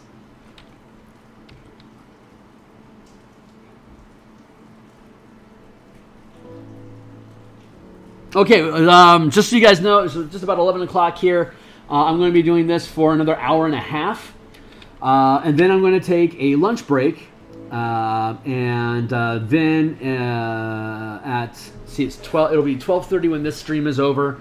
I'm then going to come back on at 1:30 and have a Spelljammer combat and exploration stream where I am doing some in-document revisions, text rewrites for the actual final manuscript that's being edited right now by Adam Hancock. So we've gotten through a good 50 of the 90 pages of edits so far, so it's cracking along, and I'm very happy with the progress that we're making with it. It is feeling very, very good. And but we got to a point where I realized that when I wrote the thing, I kind of shorthanded a bunch of, like, there's a long list of spells that are modified by our upscaling system that I kind of shorthanded what the effects were, and it is too much to ask and for Adam to fish out of my head exactly what I intended all this nomenclature to mean.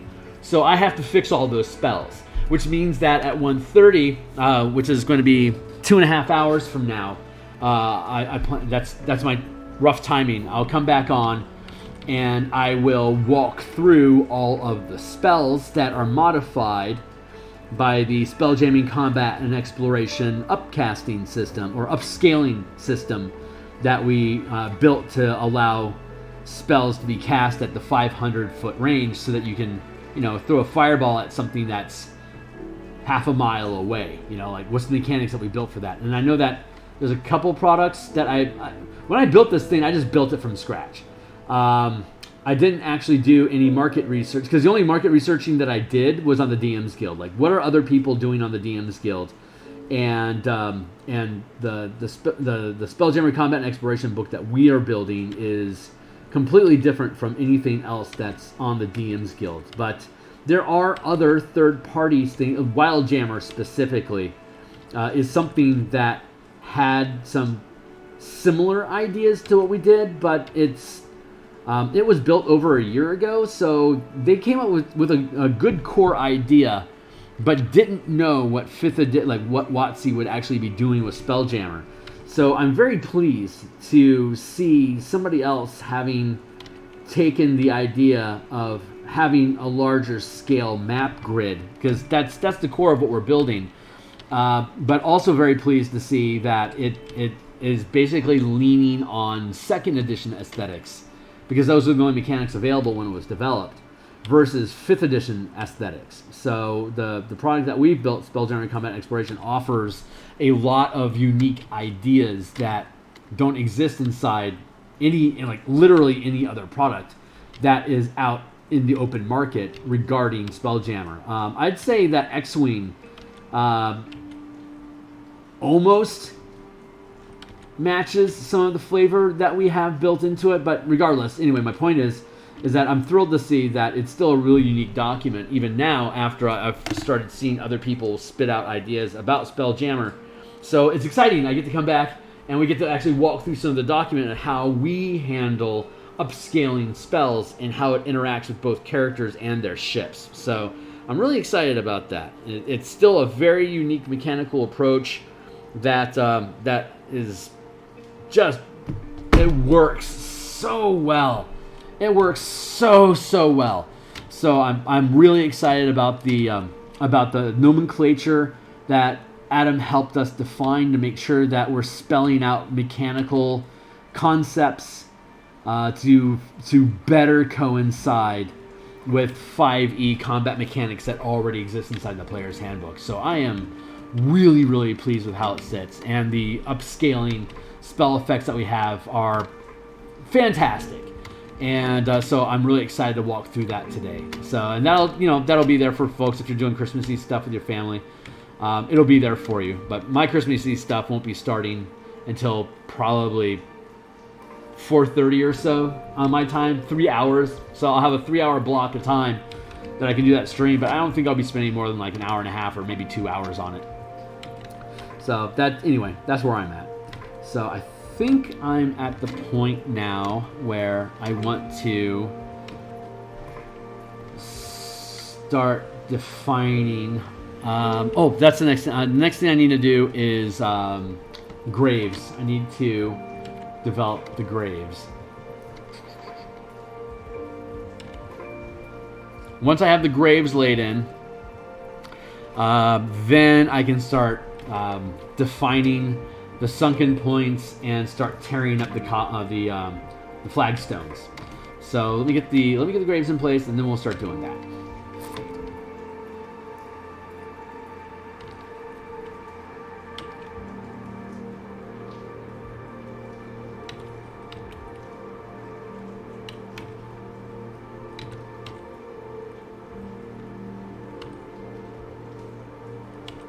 So what I do want to do is I want to cheat a little bit.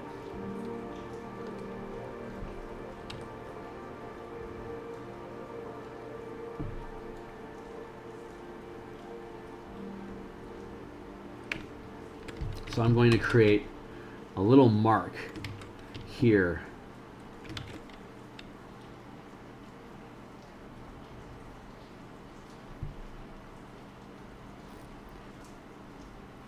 That will define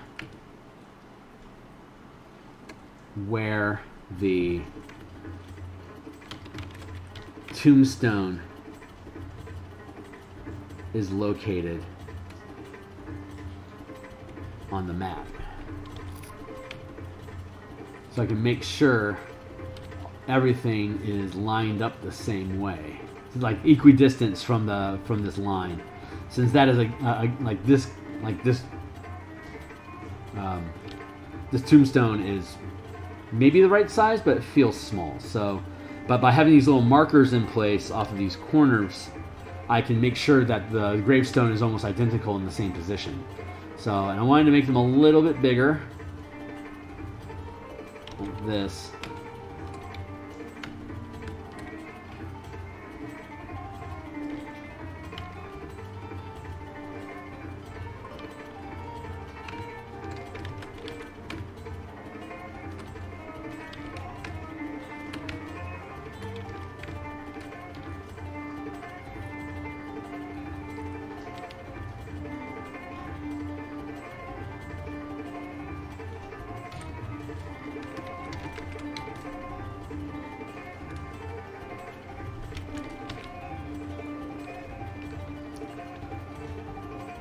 There.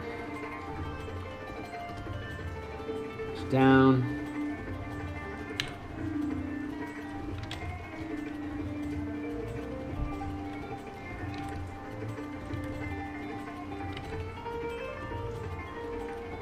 Nice. Now I can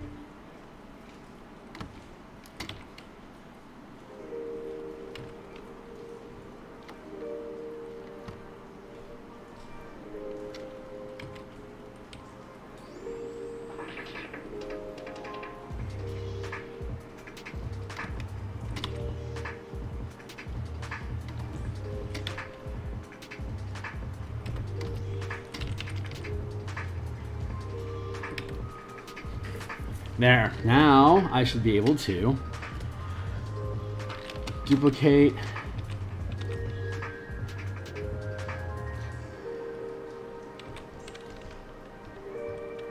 Line up the next set and move on to the next.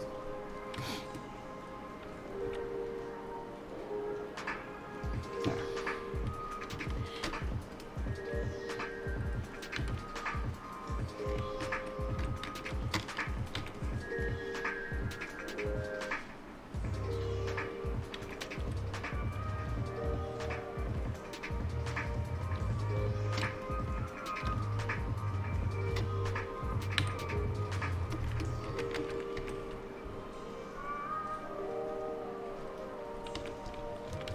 It doesn't have to be perfect, you know, because organics is a thing, but I can get it pretty damn close.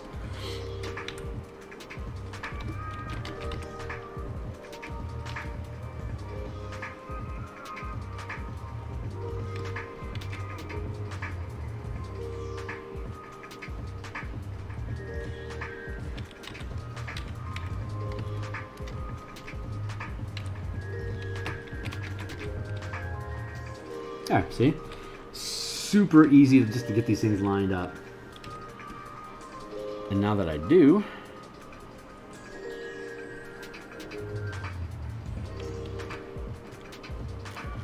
merge those layers, duplicate those layers,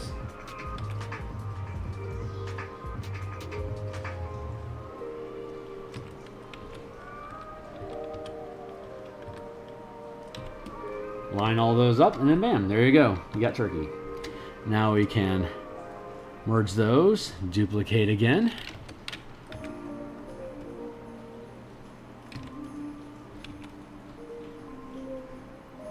There you go.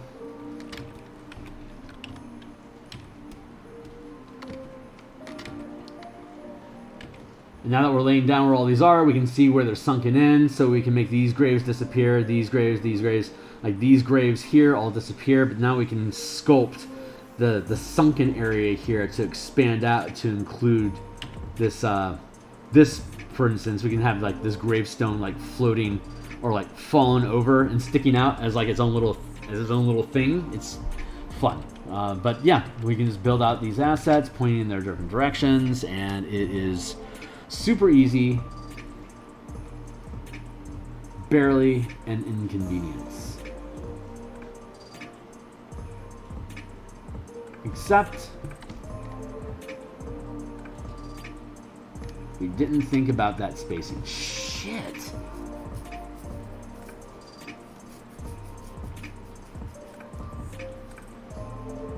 What happened, man? Oh yeah, this is gonna be vertical. Let's grab that real quick and actually do that.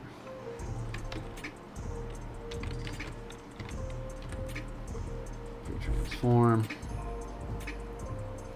Counterclockwise.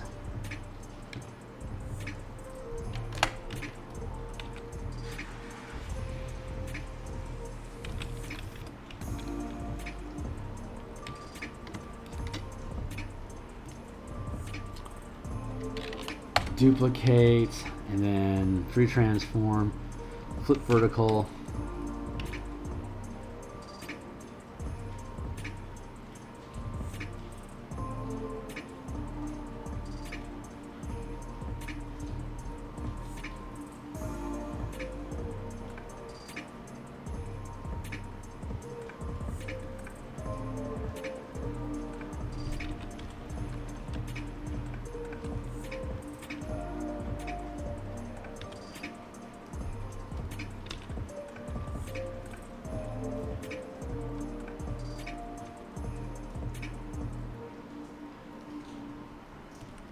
That's offline a little bit.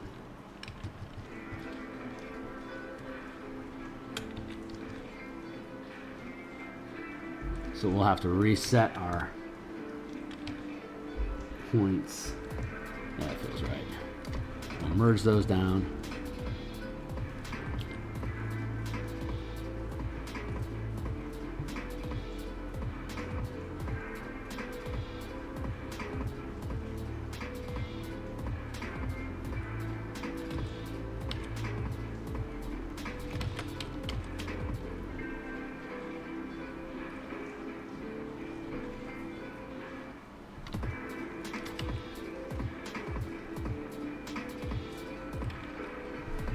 enough.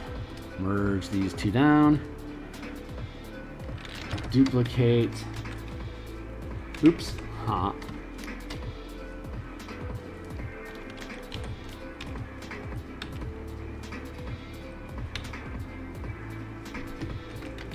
There.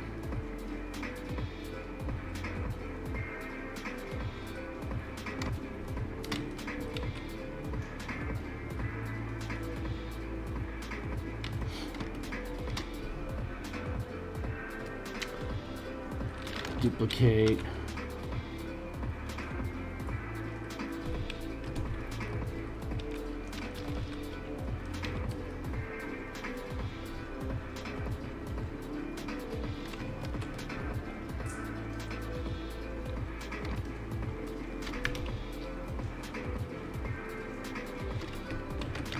Paste.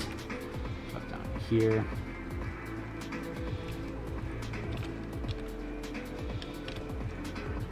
Perfect.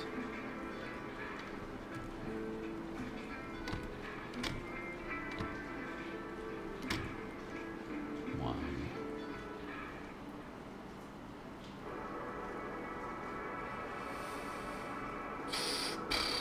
Huh. Not so smart now, are you, smart guy? Well. 1, 2, 3. God damn. The whole thing is wonked out like that. What was I thinking? 1, 2, 3, 4. And now that's screwed up.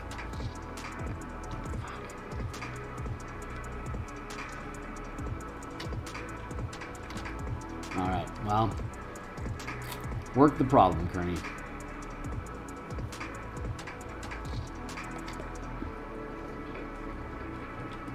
Alright, we'll just have to expand.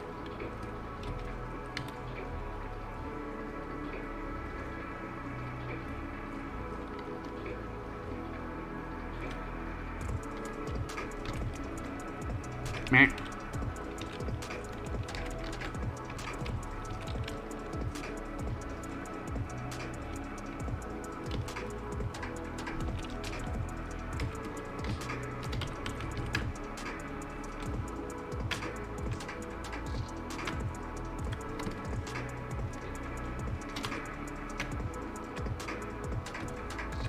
There we go. Alright, that'll work out.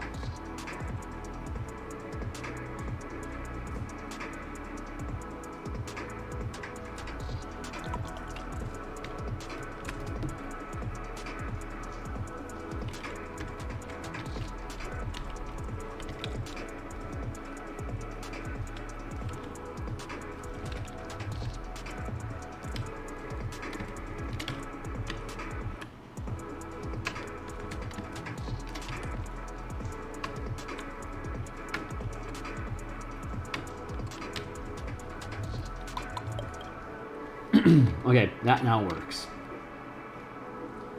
Good. And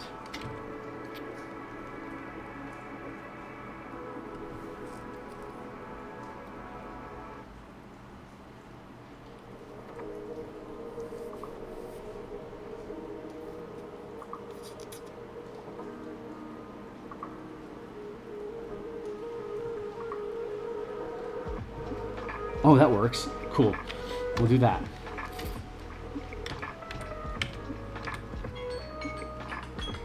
Oh, crap.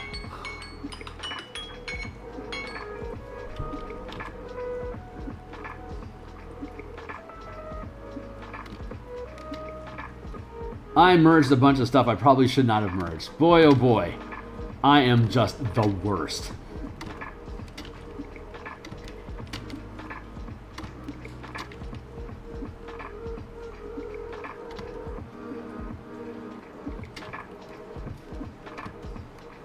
I should not have.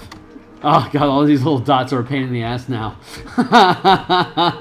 This is Phil learning a harsh lesson in real time. Welcome to it. Silly rabbit.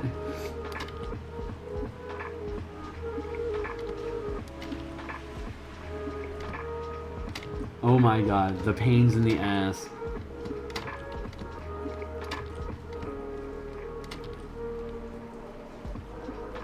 I merged the whole thing. Like, I don't even know how long ago. Well, didn't say we were going to make it easy on ourselves, did we?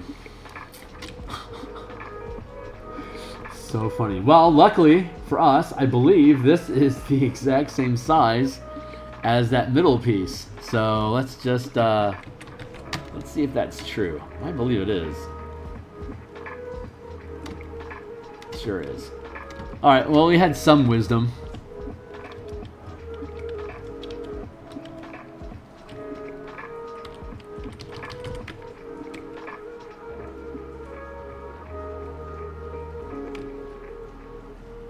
That, and that, and that.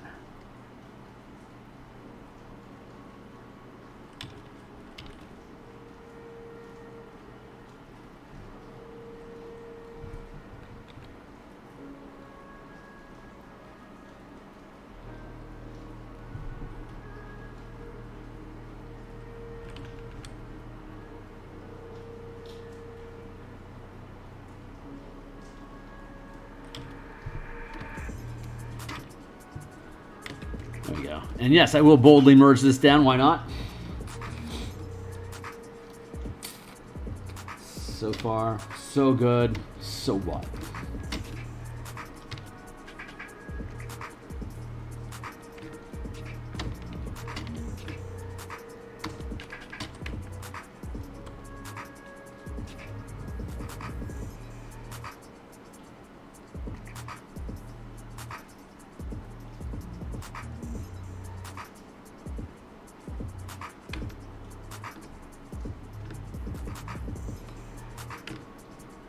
Let's do it that way.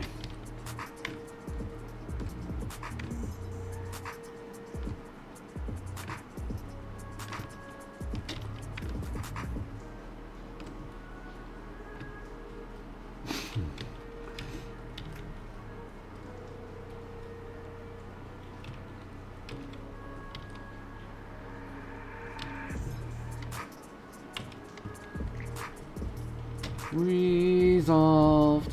Okay, cool. So this is coming along. Let's see. I do need to figure this one out though, because that was a mistake.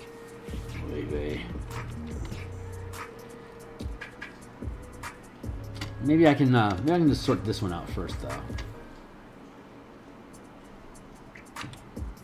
Let's do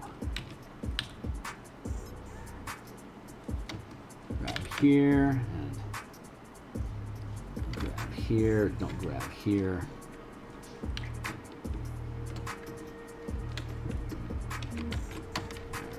Let's grab this. Pull it over to here. It should fit.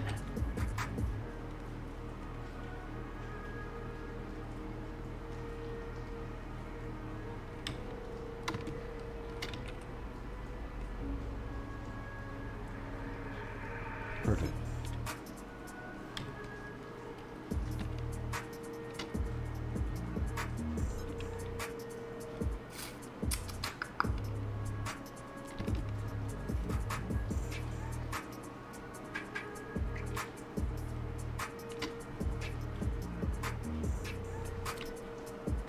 Oh, I can't believe I merged all that down. Phil, you fool. 1, 2. 1, 2. Let's reassess.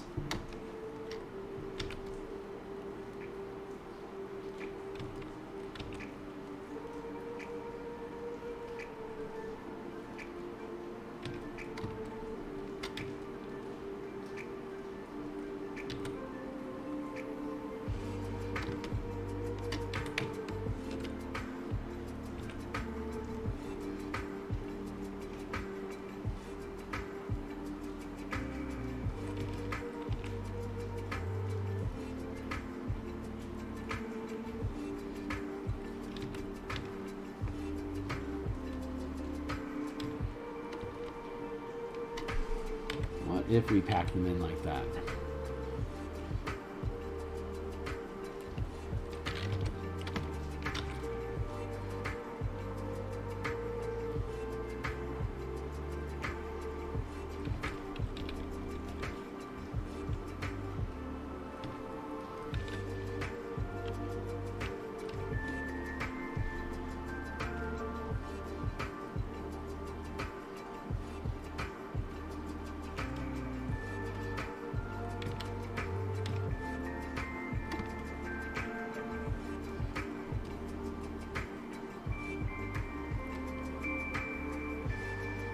far, so good.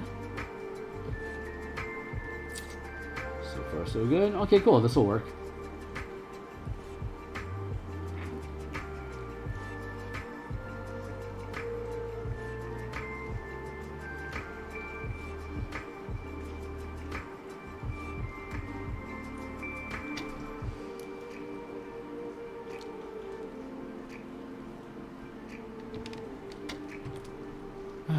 Duplicate the layer.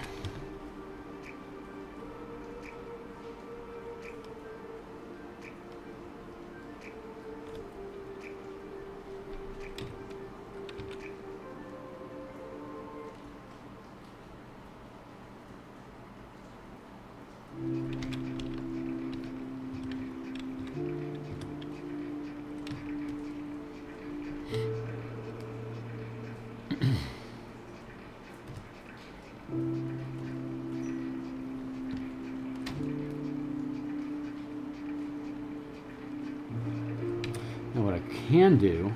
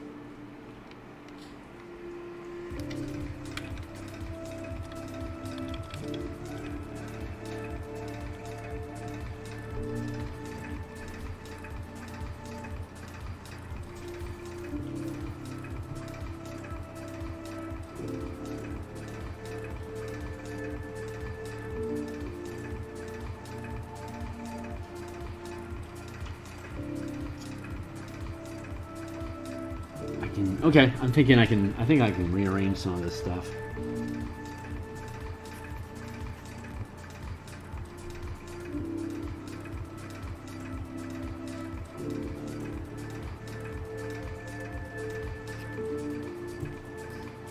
Why didn't I,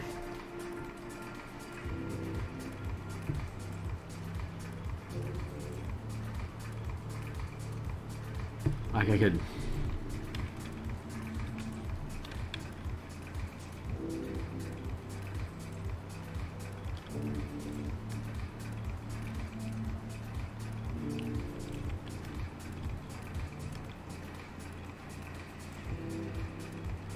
I could bring this in like that.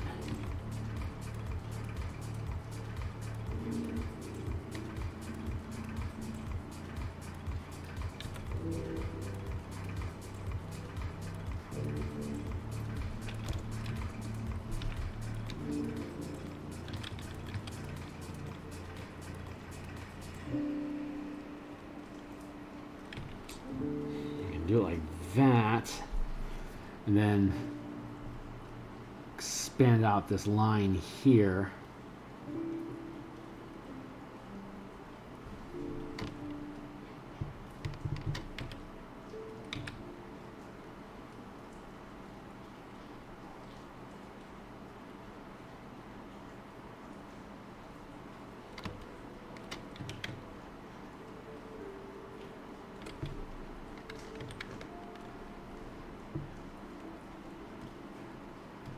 I don't know what I was thinking when I built this.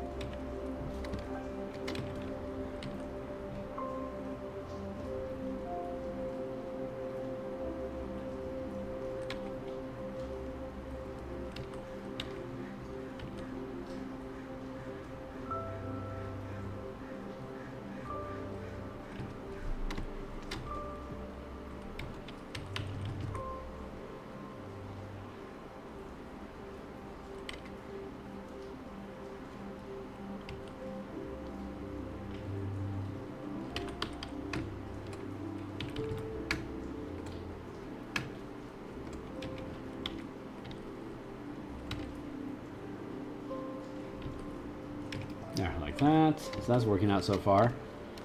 Now we have that figured out. That's good.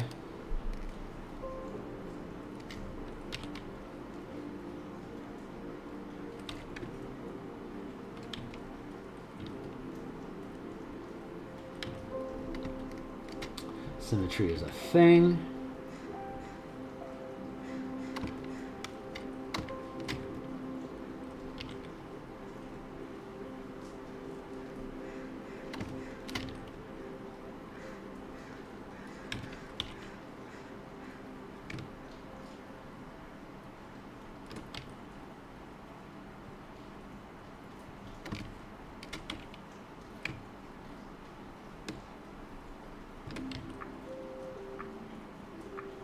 There.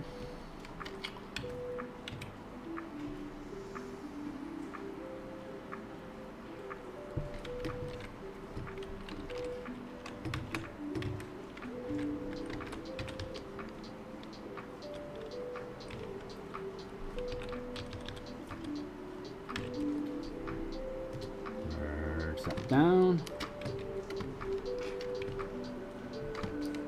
Symmetry is a thing.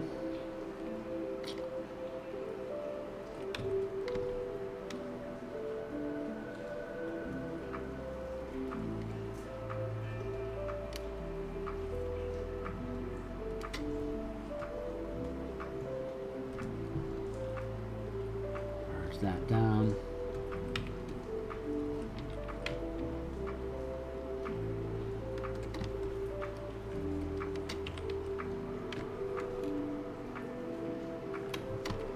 You know, before I delete all those things, maybe I oughta duplicate, haul it up to where it needs to be in here, and then delete the stuff. How about that, Kearney? Huh? Now you're thinking with portals, kid.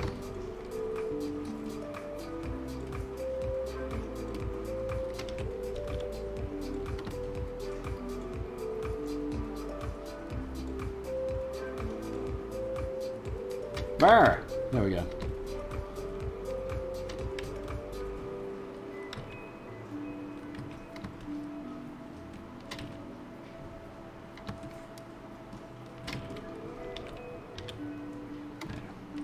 Perfect. All right.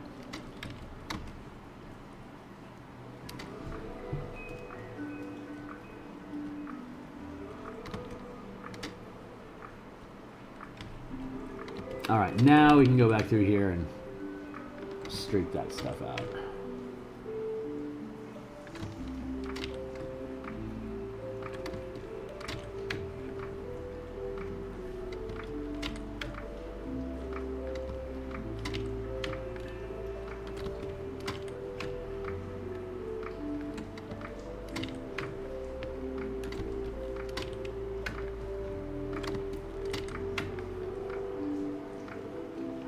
Cool.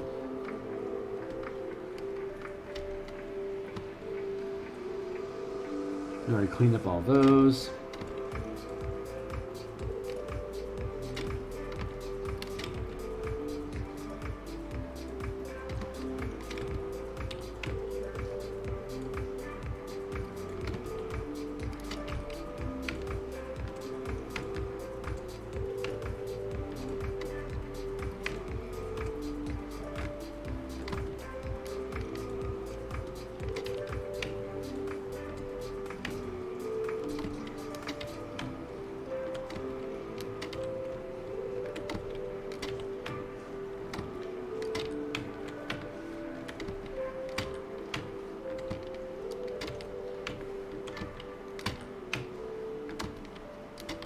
Oops.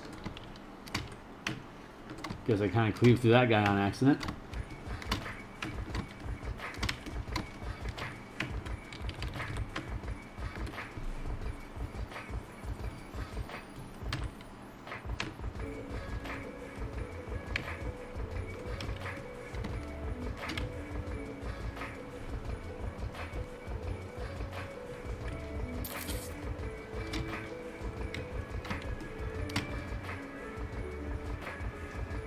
Good, that's all cleaned up now. Let's go down to this one.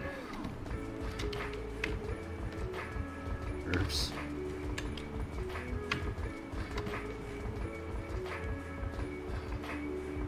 Looks like I cleaned up all this already.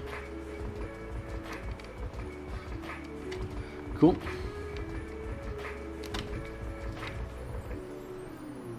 God, we're an idiot. We shouldn't have merged all those down. Alright, well, no easy path.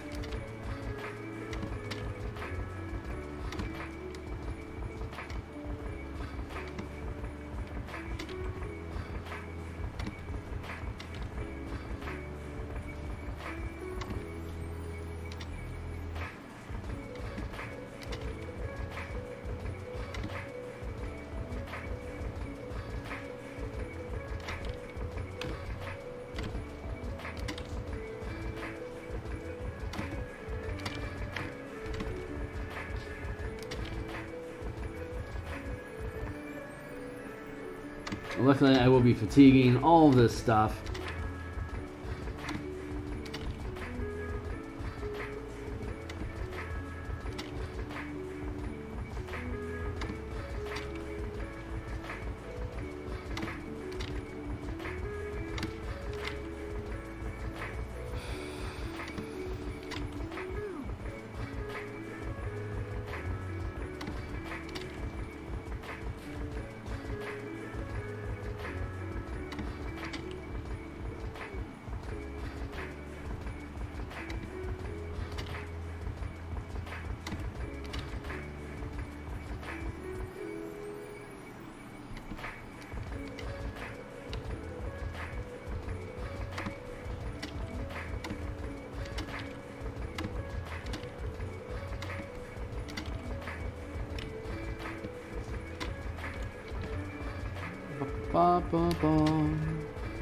Oops, that was locked up, so I'm gonna have to save and then reboot. Boom.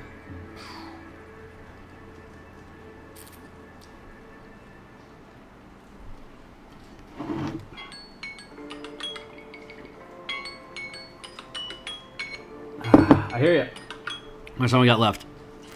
11:30. We got an hour. A little bit less.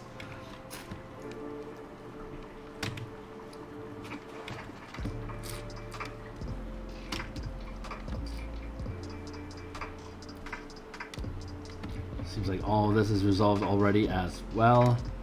Yeah, good. Okay, cool. So that's good. That's good. That's good. That's good.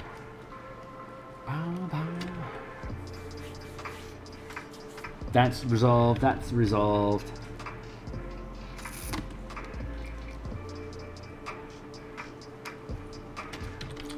What happens if I shift all of this over?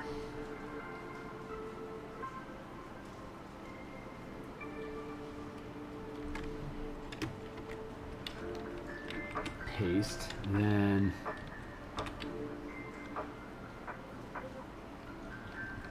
create that much buffer. That looks proper.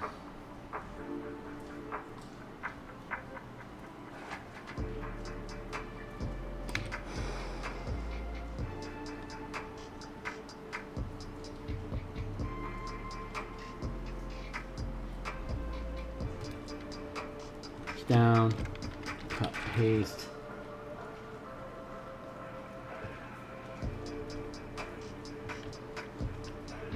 Ah, here we go. To here.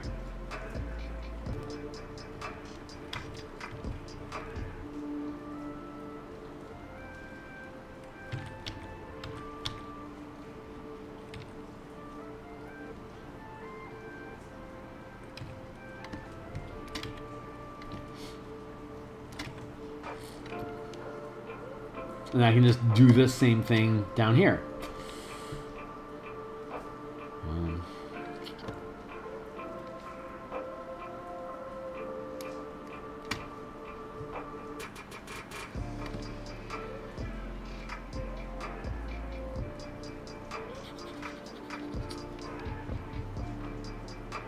Oh, shit. Here. Ah.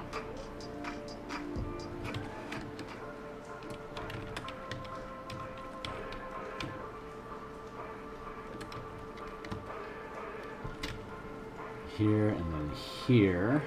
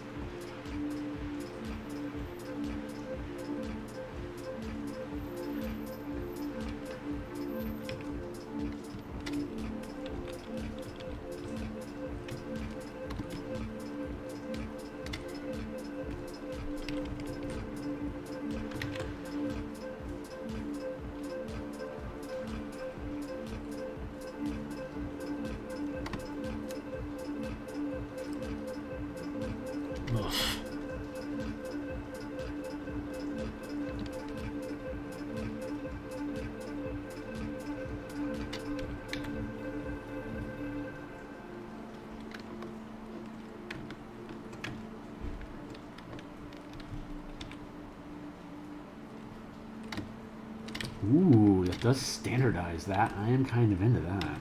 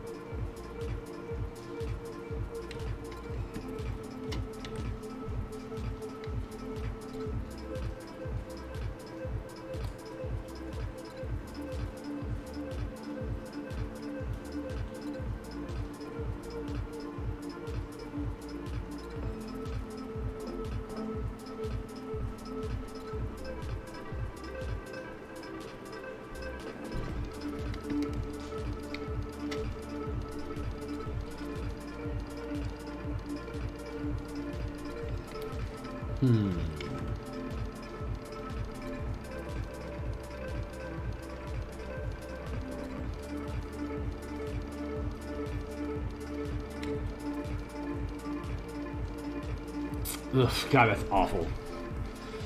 So now this is uneven.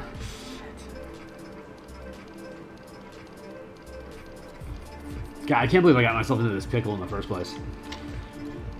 Ay vey. Well, it's our job to crawl our way out of it.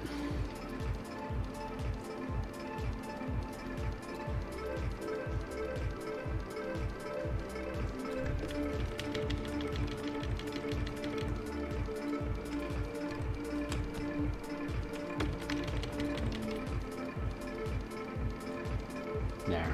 Okay. Wait, what?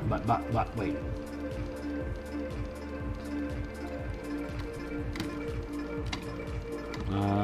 Next thing I want to do. Let's grab this.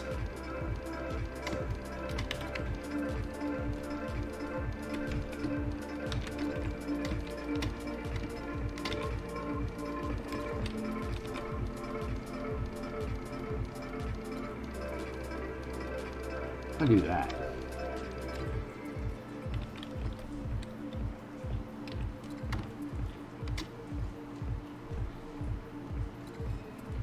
Yes. Okay, that will work.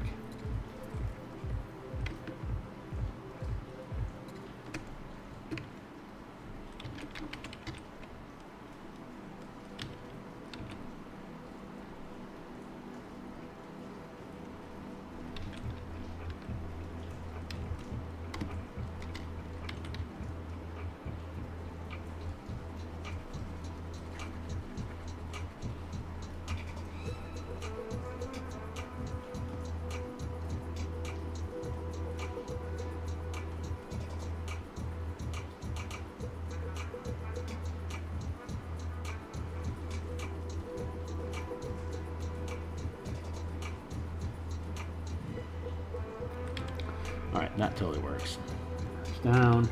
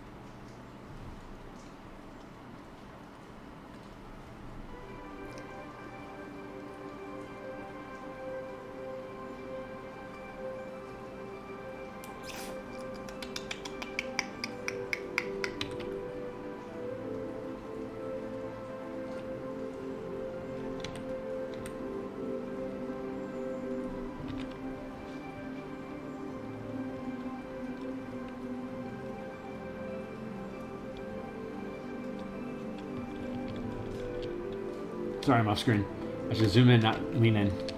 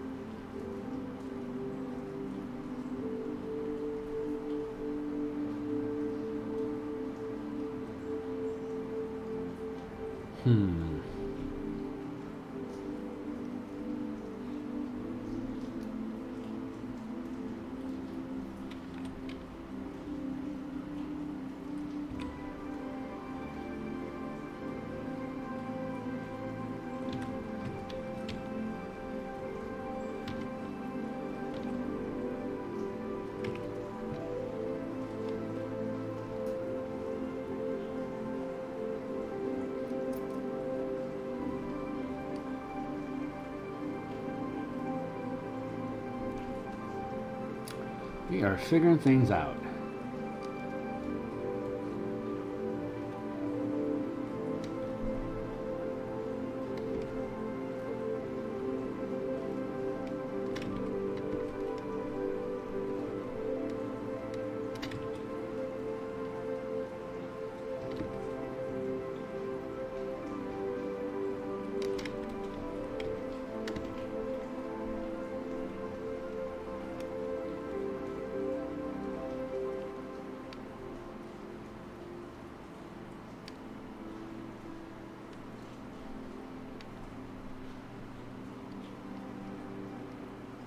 So far everything still sits proper, so I ain't complaining about that.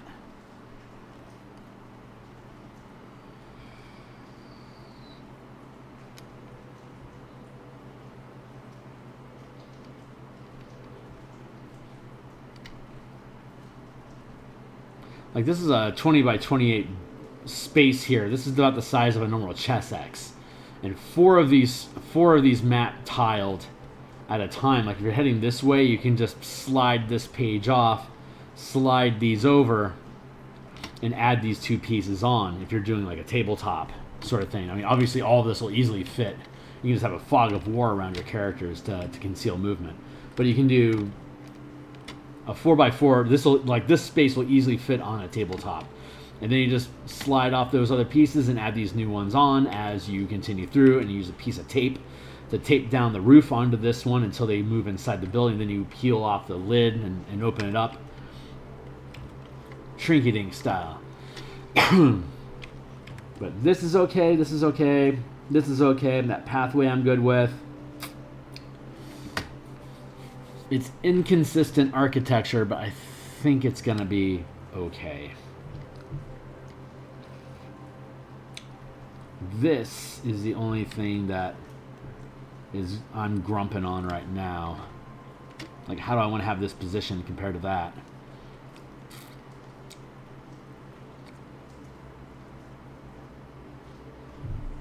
Let's just put this back on here just for reference. 2, 2, 2.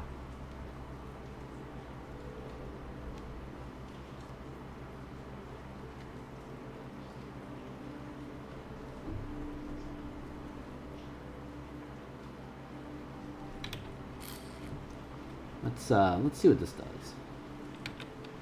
Scoot it closer.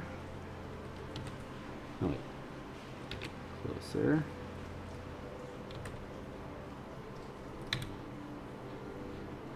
And I can take the whole thing,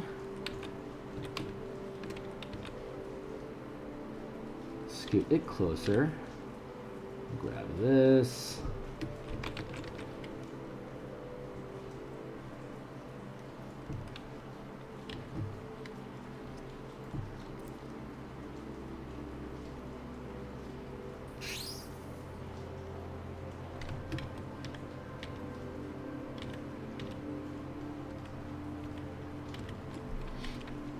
Let's go with, oops.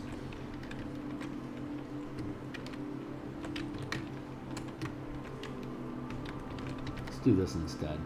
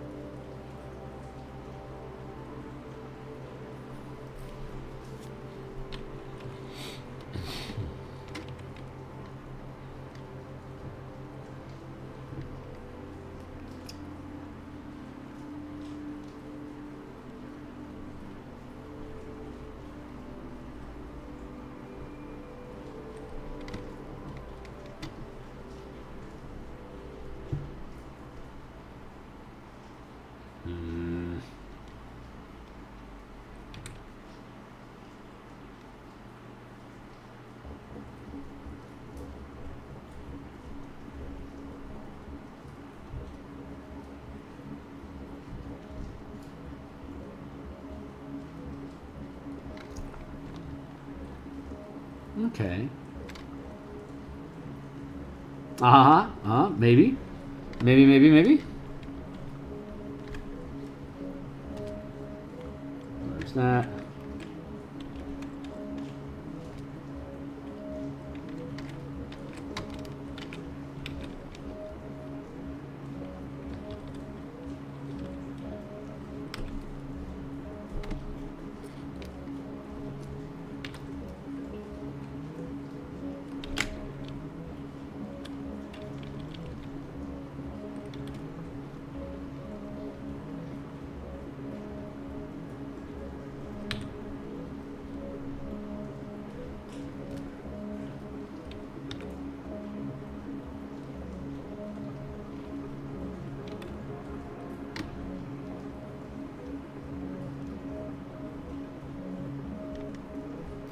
Okay, that's back in line. Damn it.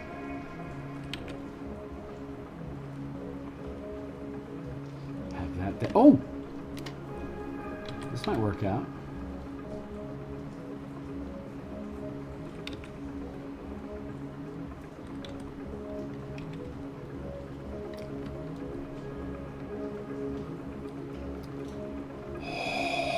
I think this is about to work out. Okay.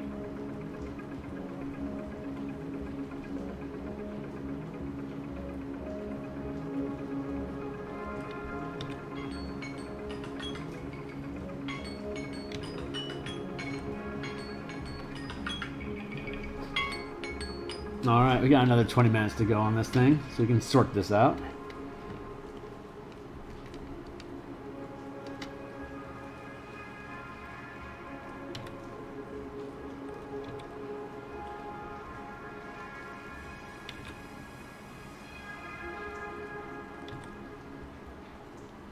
You gotta be fucking kidding me. It's still off.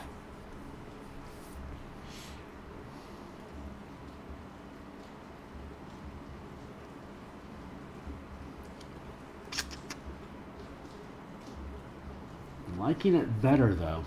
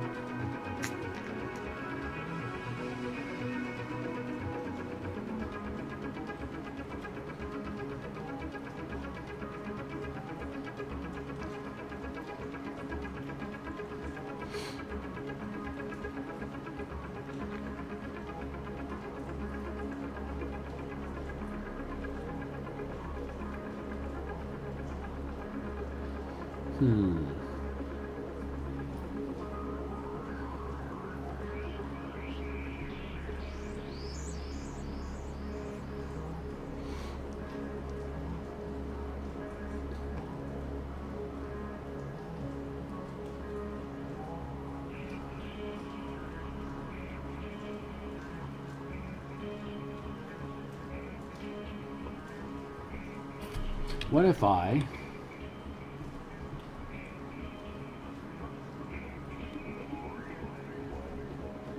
Jesus Christ, pick up this whole thing,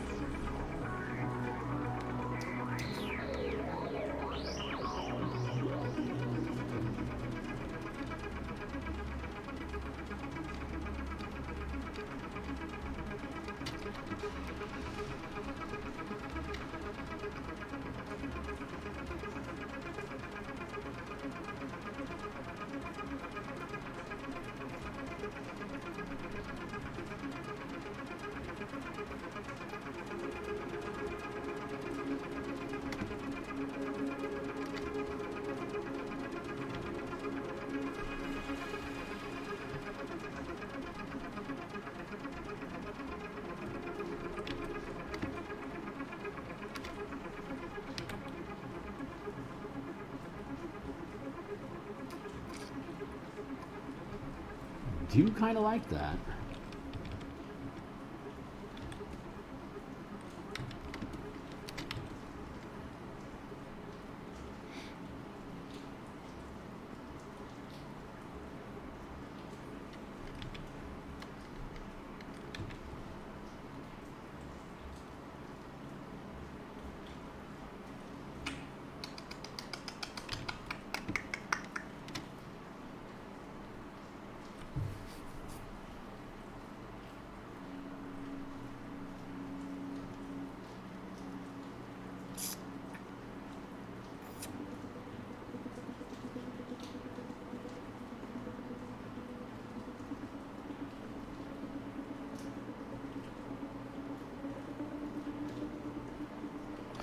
What if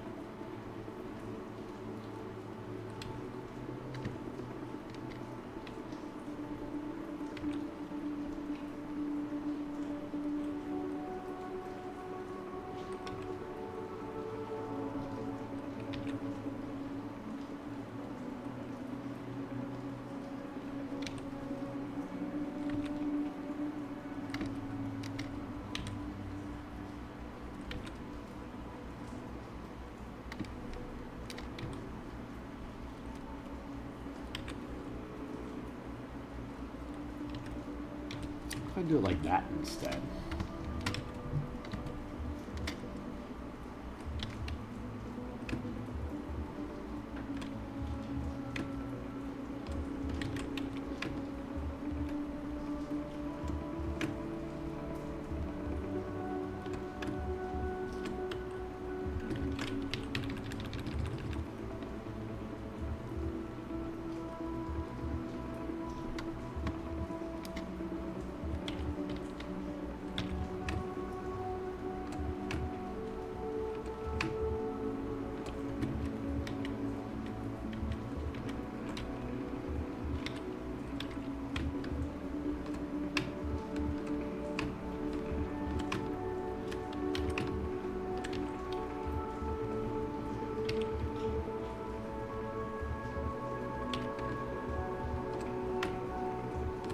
That instead.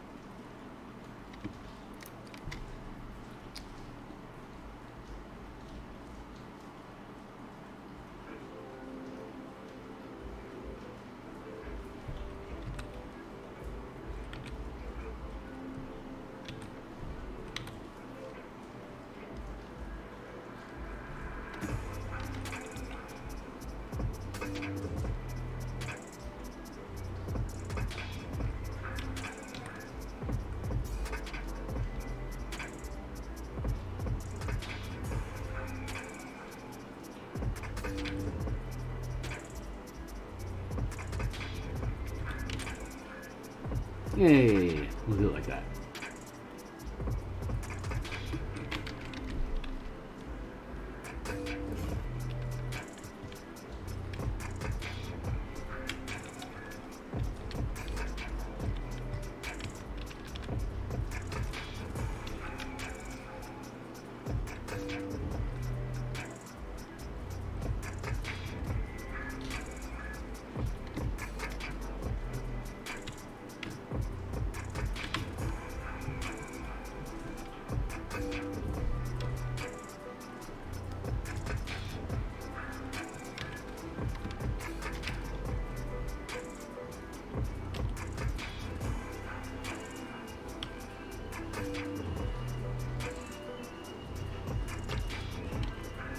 like that.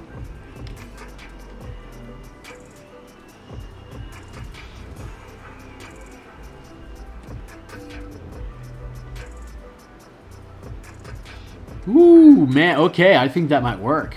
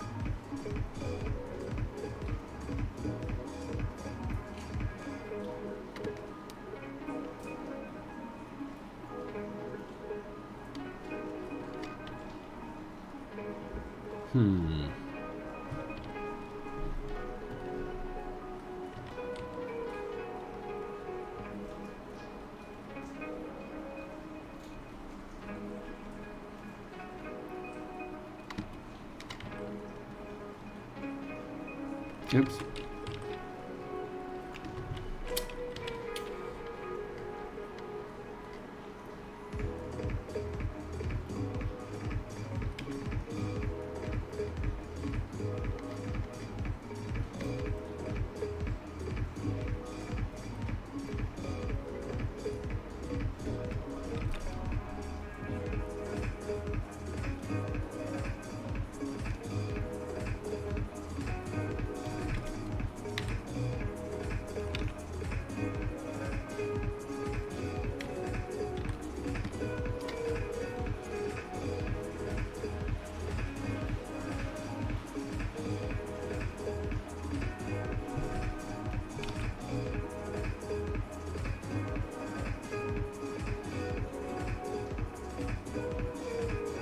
Okay, yeah, I'm kind of liking how that lines up, so we'll do that.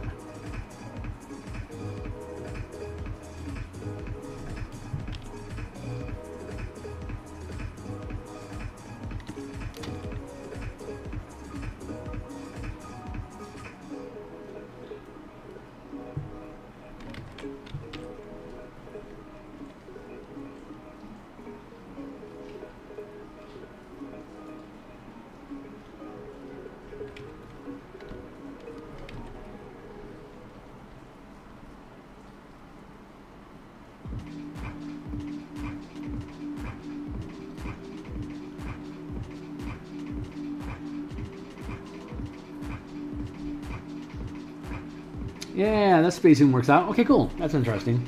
Yeah, we'll make that work.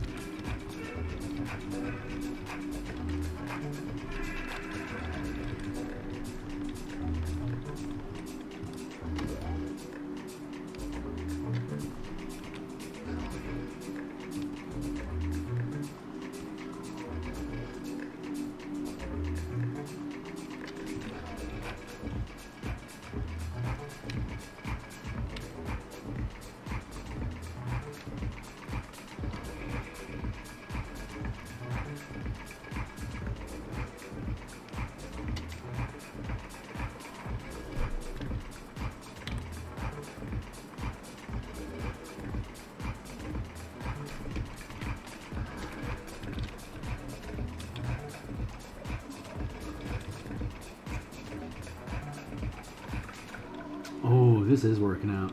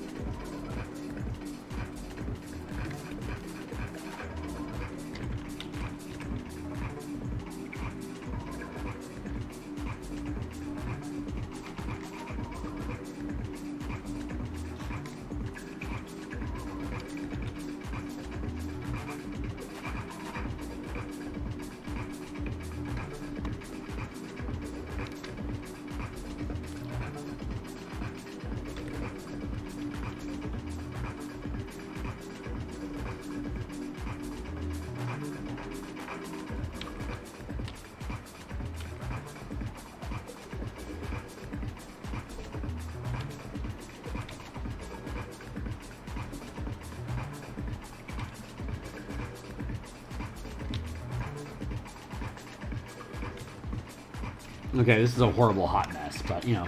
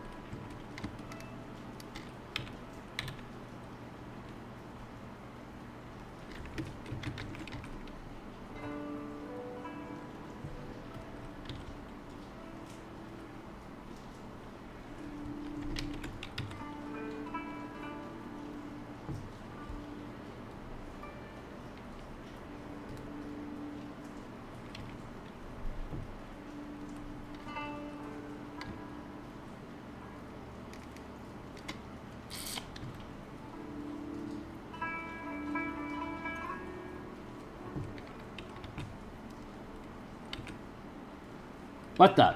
Get out of here.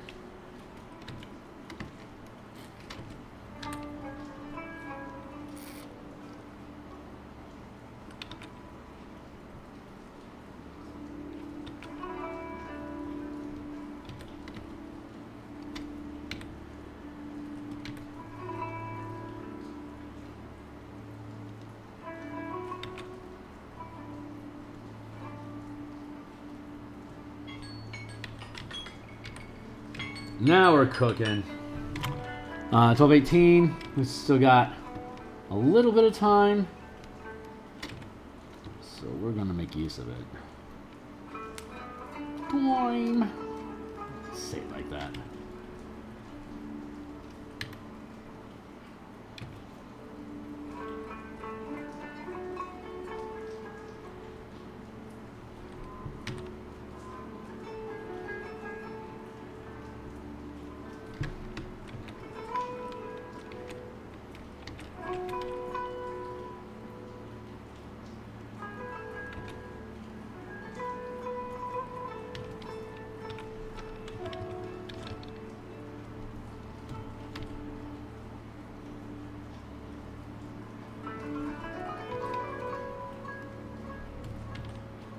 There we go.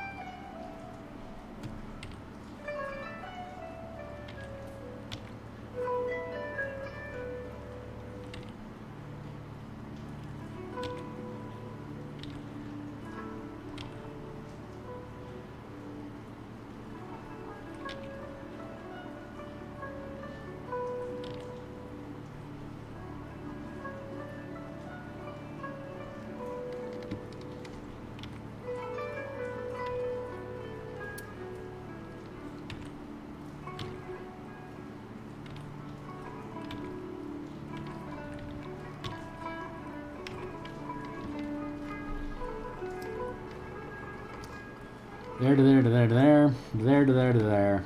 That works. That works.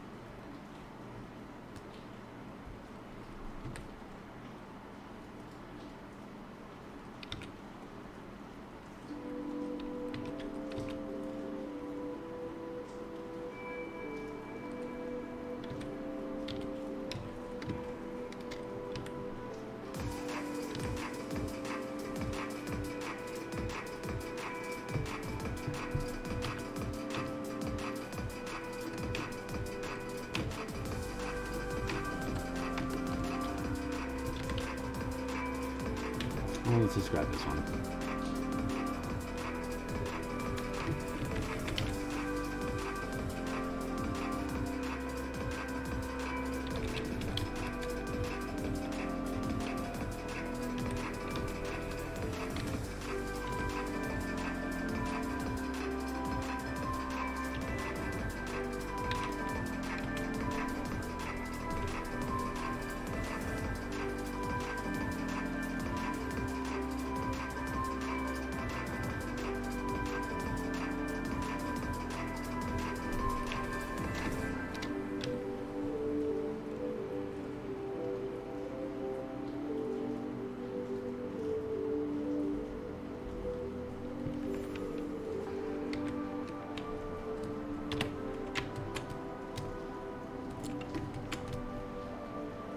Boy, we ended up making a hot mess today, didn't we, folks?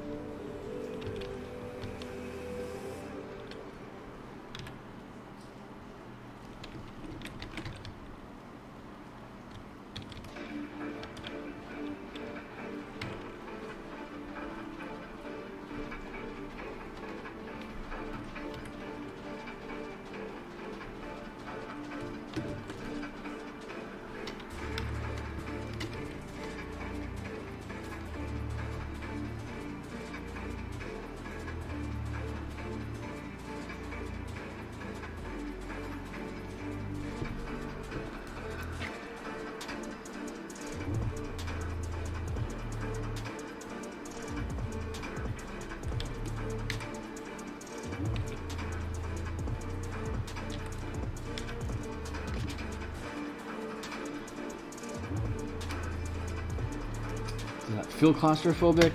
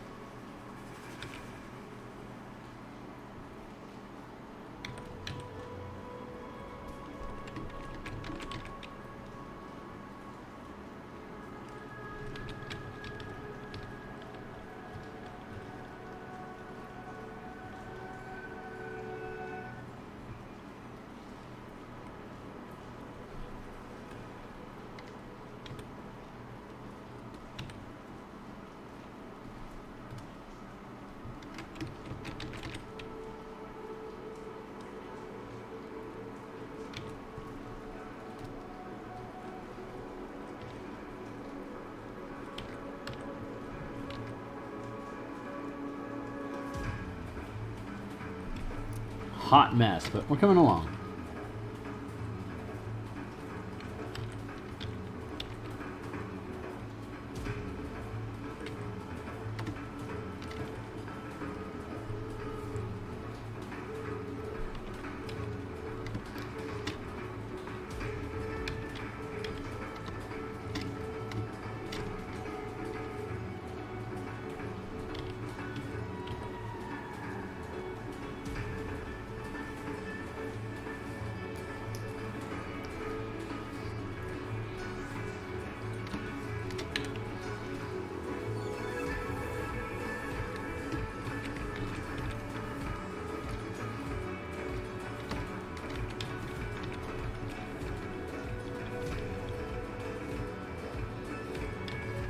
Leave you there for a moment.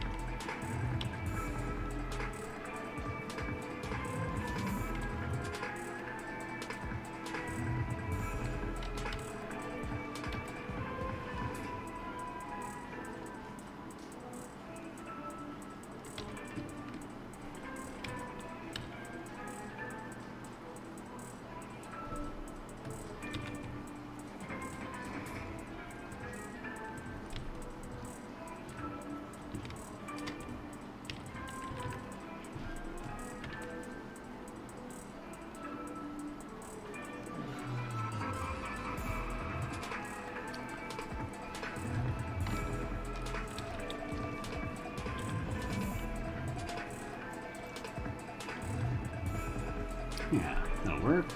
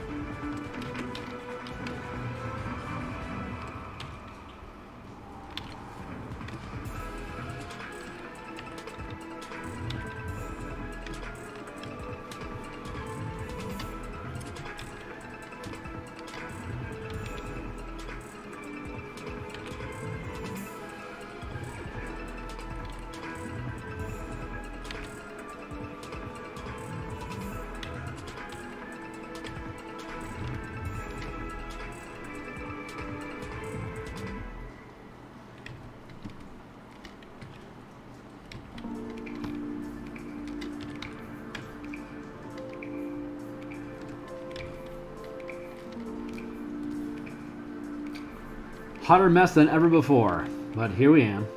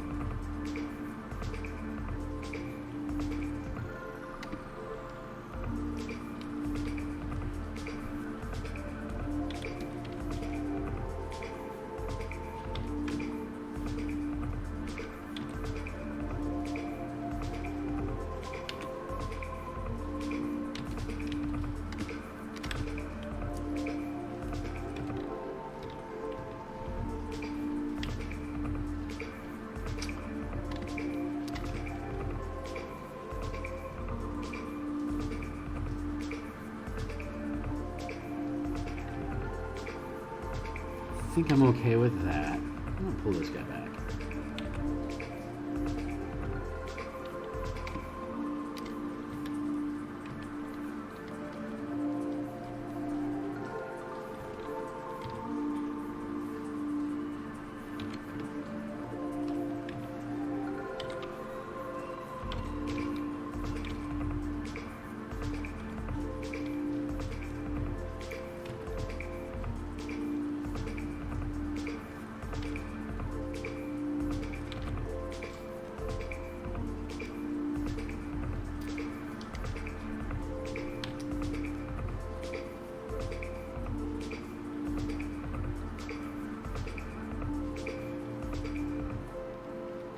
I think I am okay with this.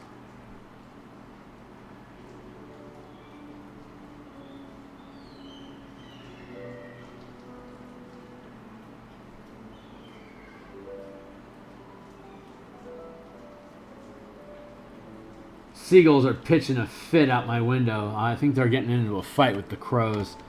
I love that. I love that that happens. Boy, this is a hot mess today, huh? All right, well, it is what it is.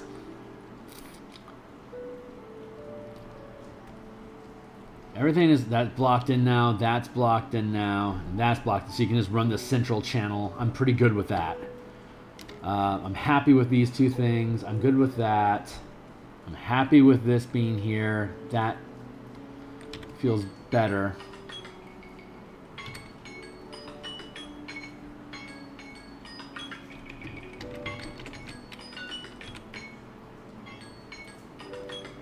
Aye, aye. All right.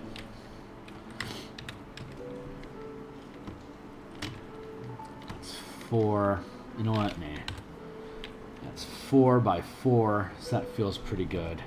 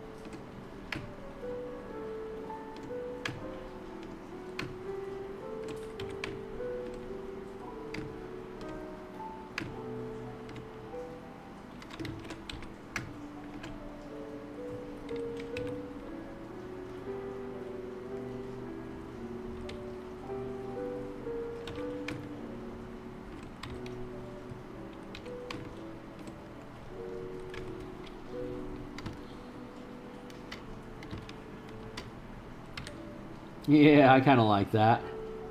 Let's do that.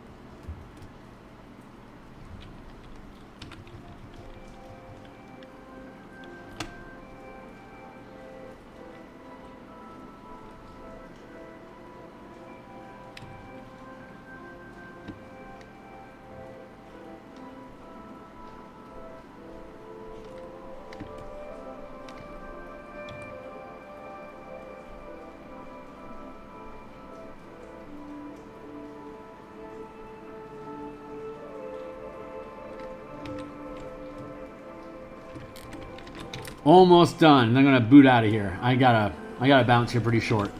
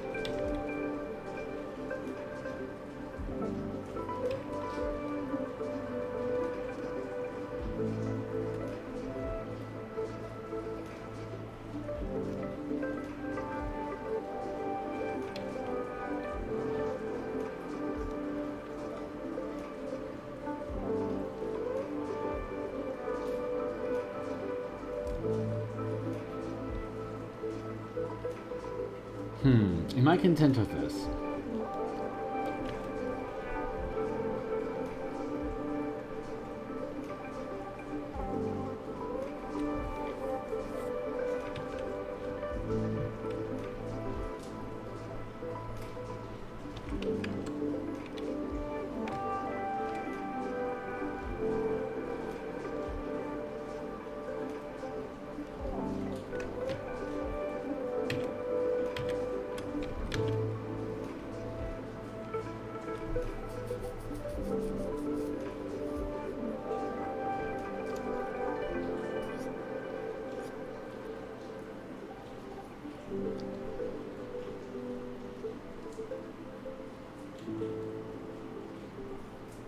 All right, hey, that's it. I'm going to go ahead and cut out of here, guys. I'm pretty happy with where this is at. I think I can do some more rearranging. Like I can put this gazebo here and then shift all this stuff to here so it's a larger block down here. I think that might actually make a lot of sense to swap these two things. It just kind of feels right. So I'm going to, let me just do this one last thing and then we'll cut out of here.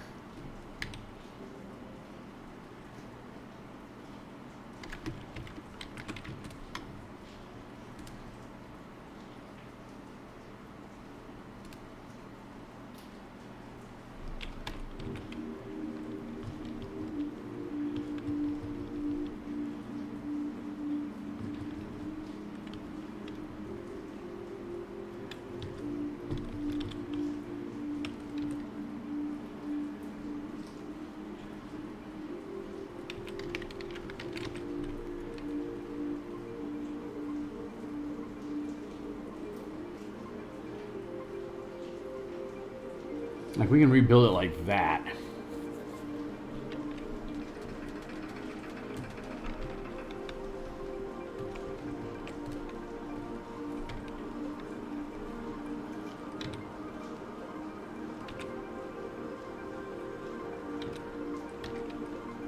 Like that.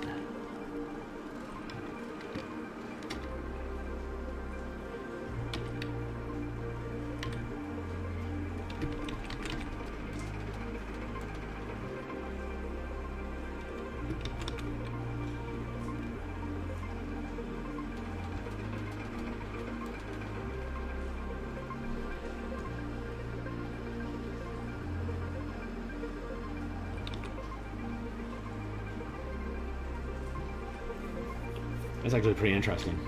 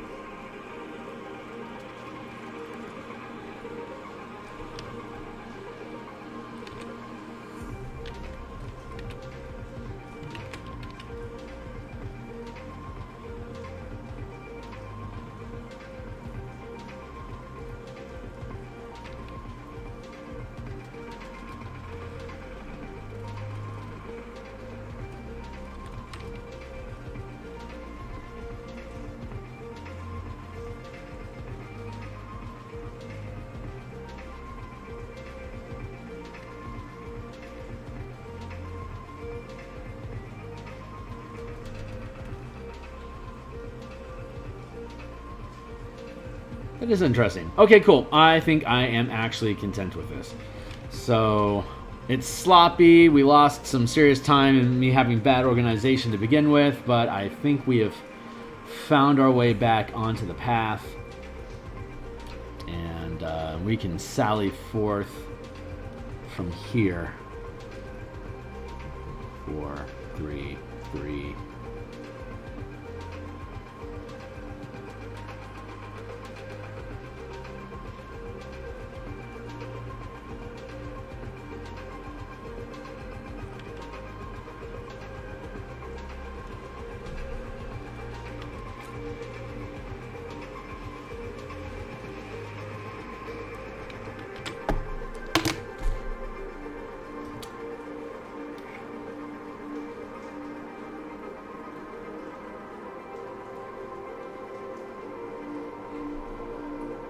Okay, that's it. I'll cut for today. It is, oh Jesus, it's almost 1 o'clock. I'm late. So it'll probably be maybe a half hour, an hour before I'm back on. I'll be doing Spelljammer next. So I will catch you guys in just a little while.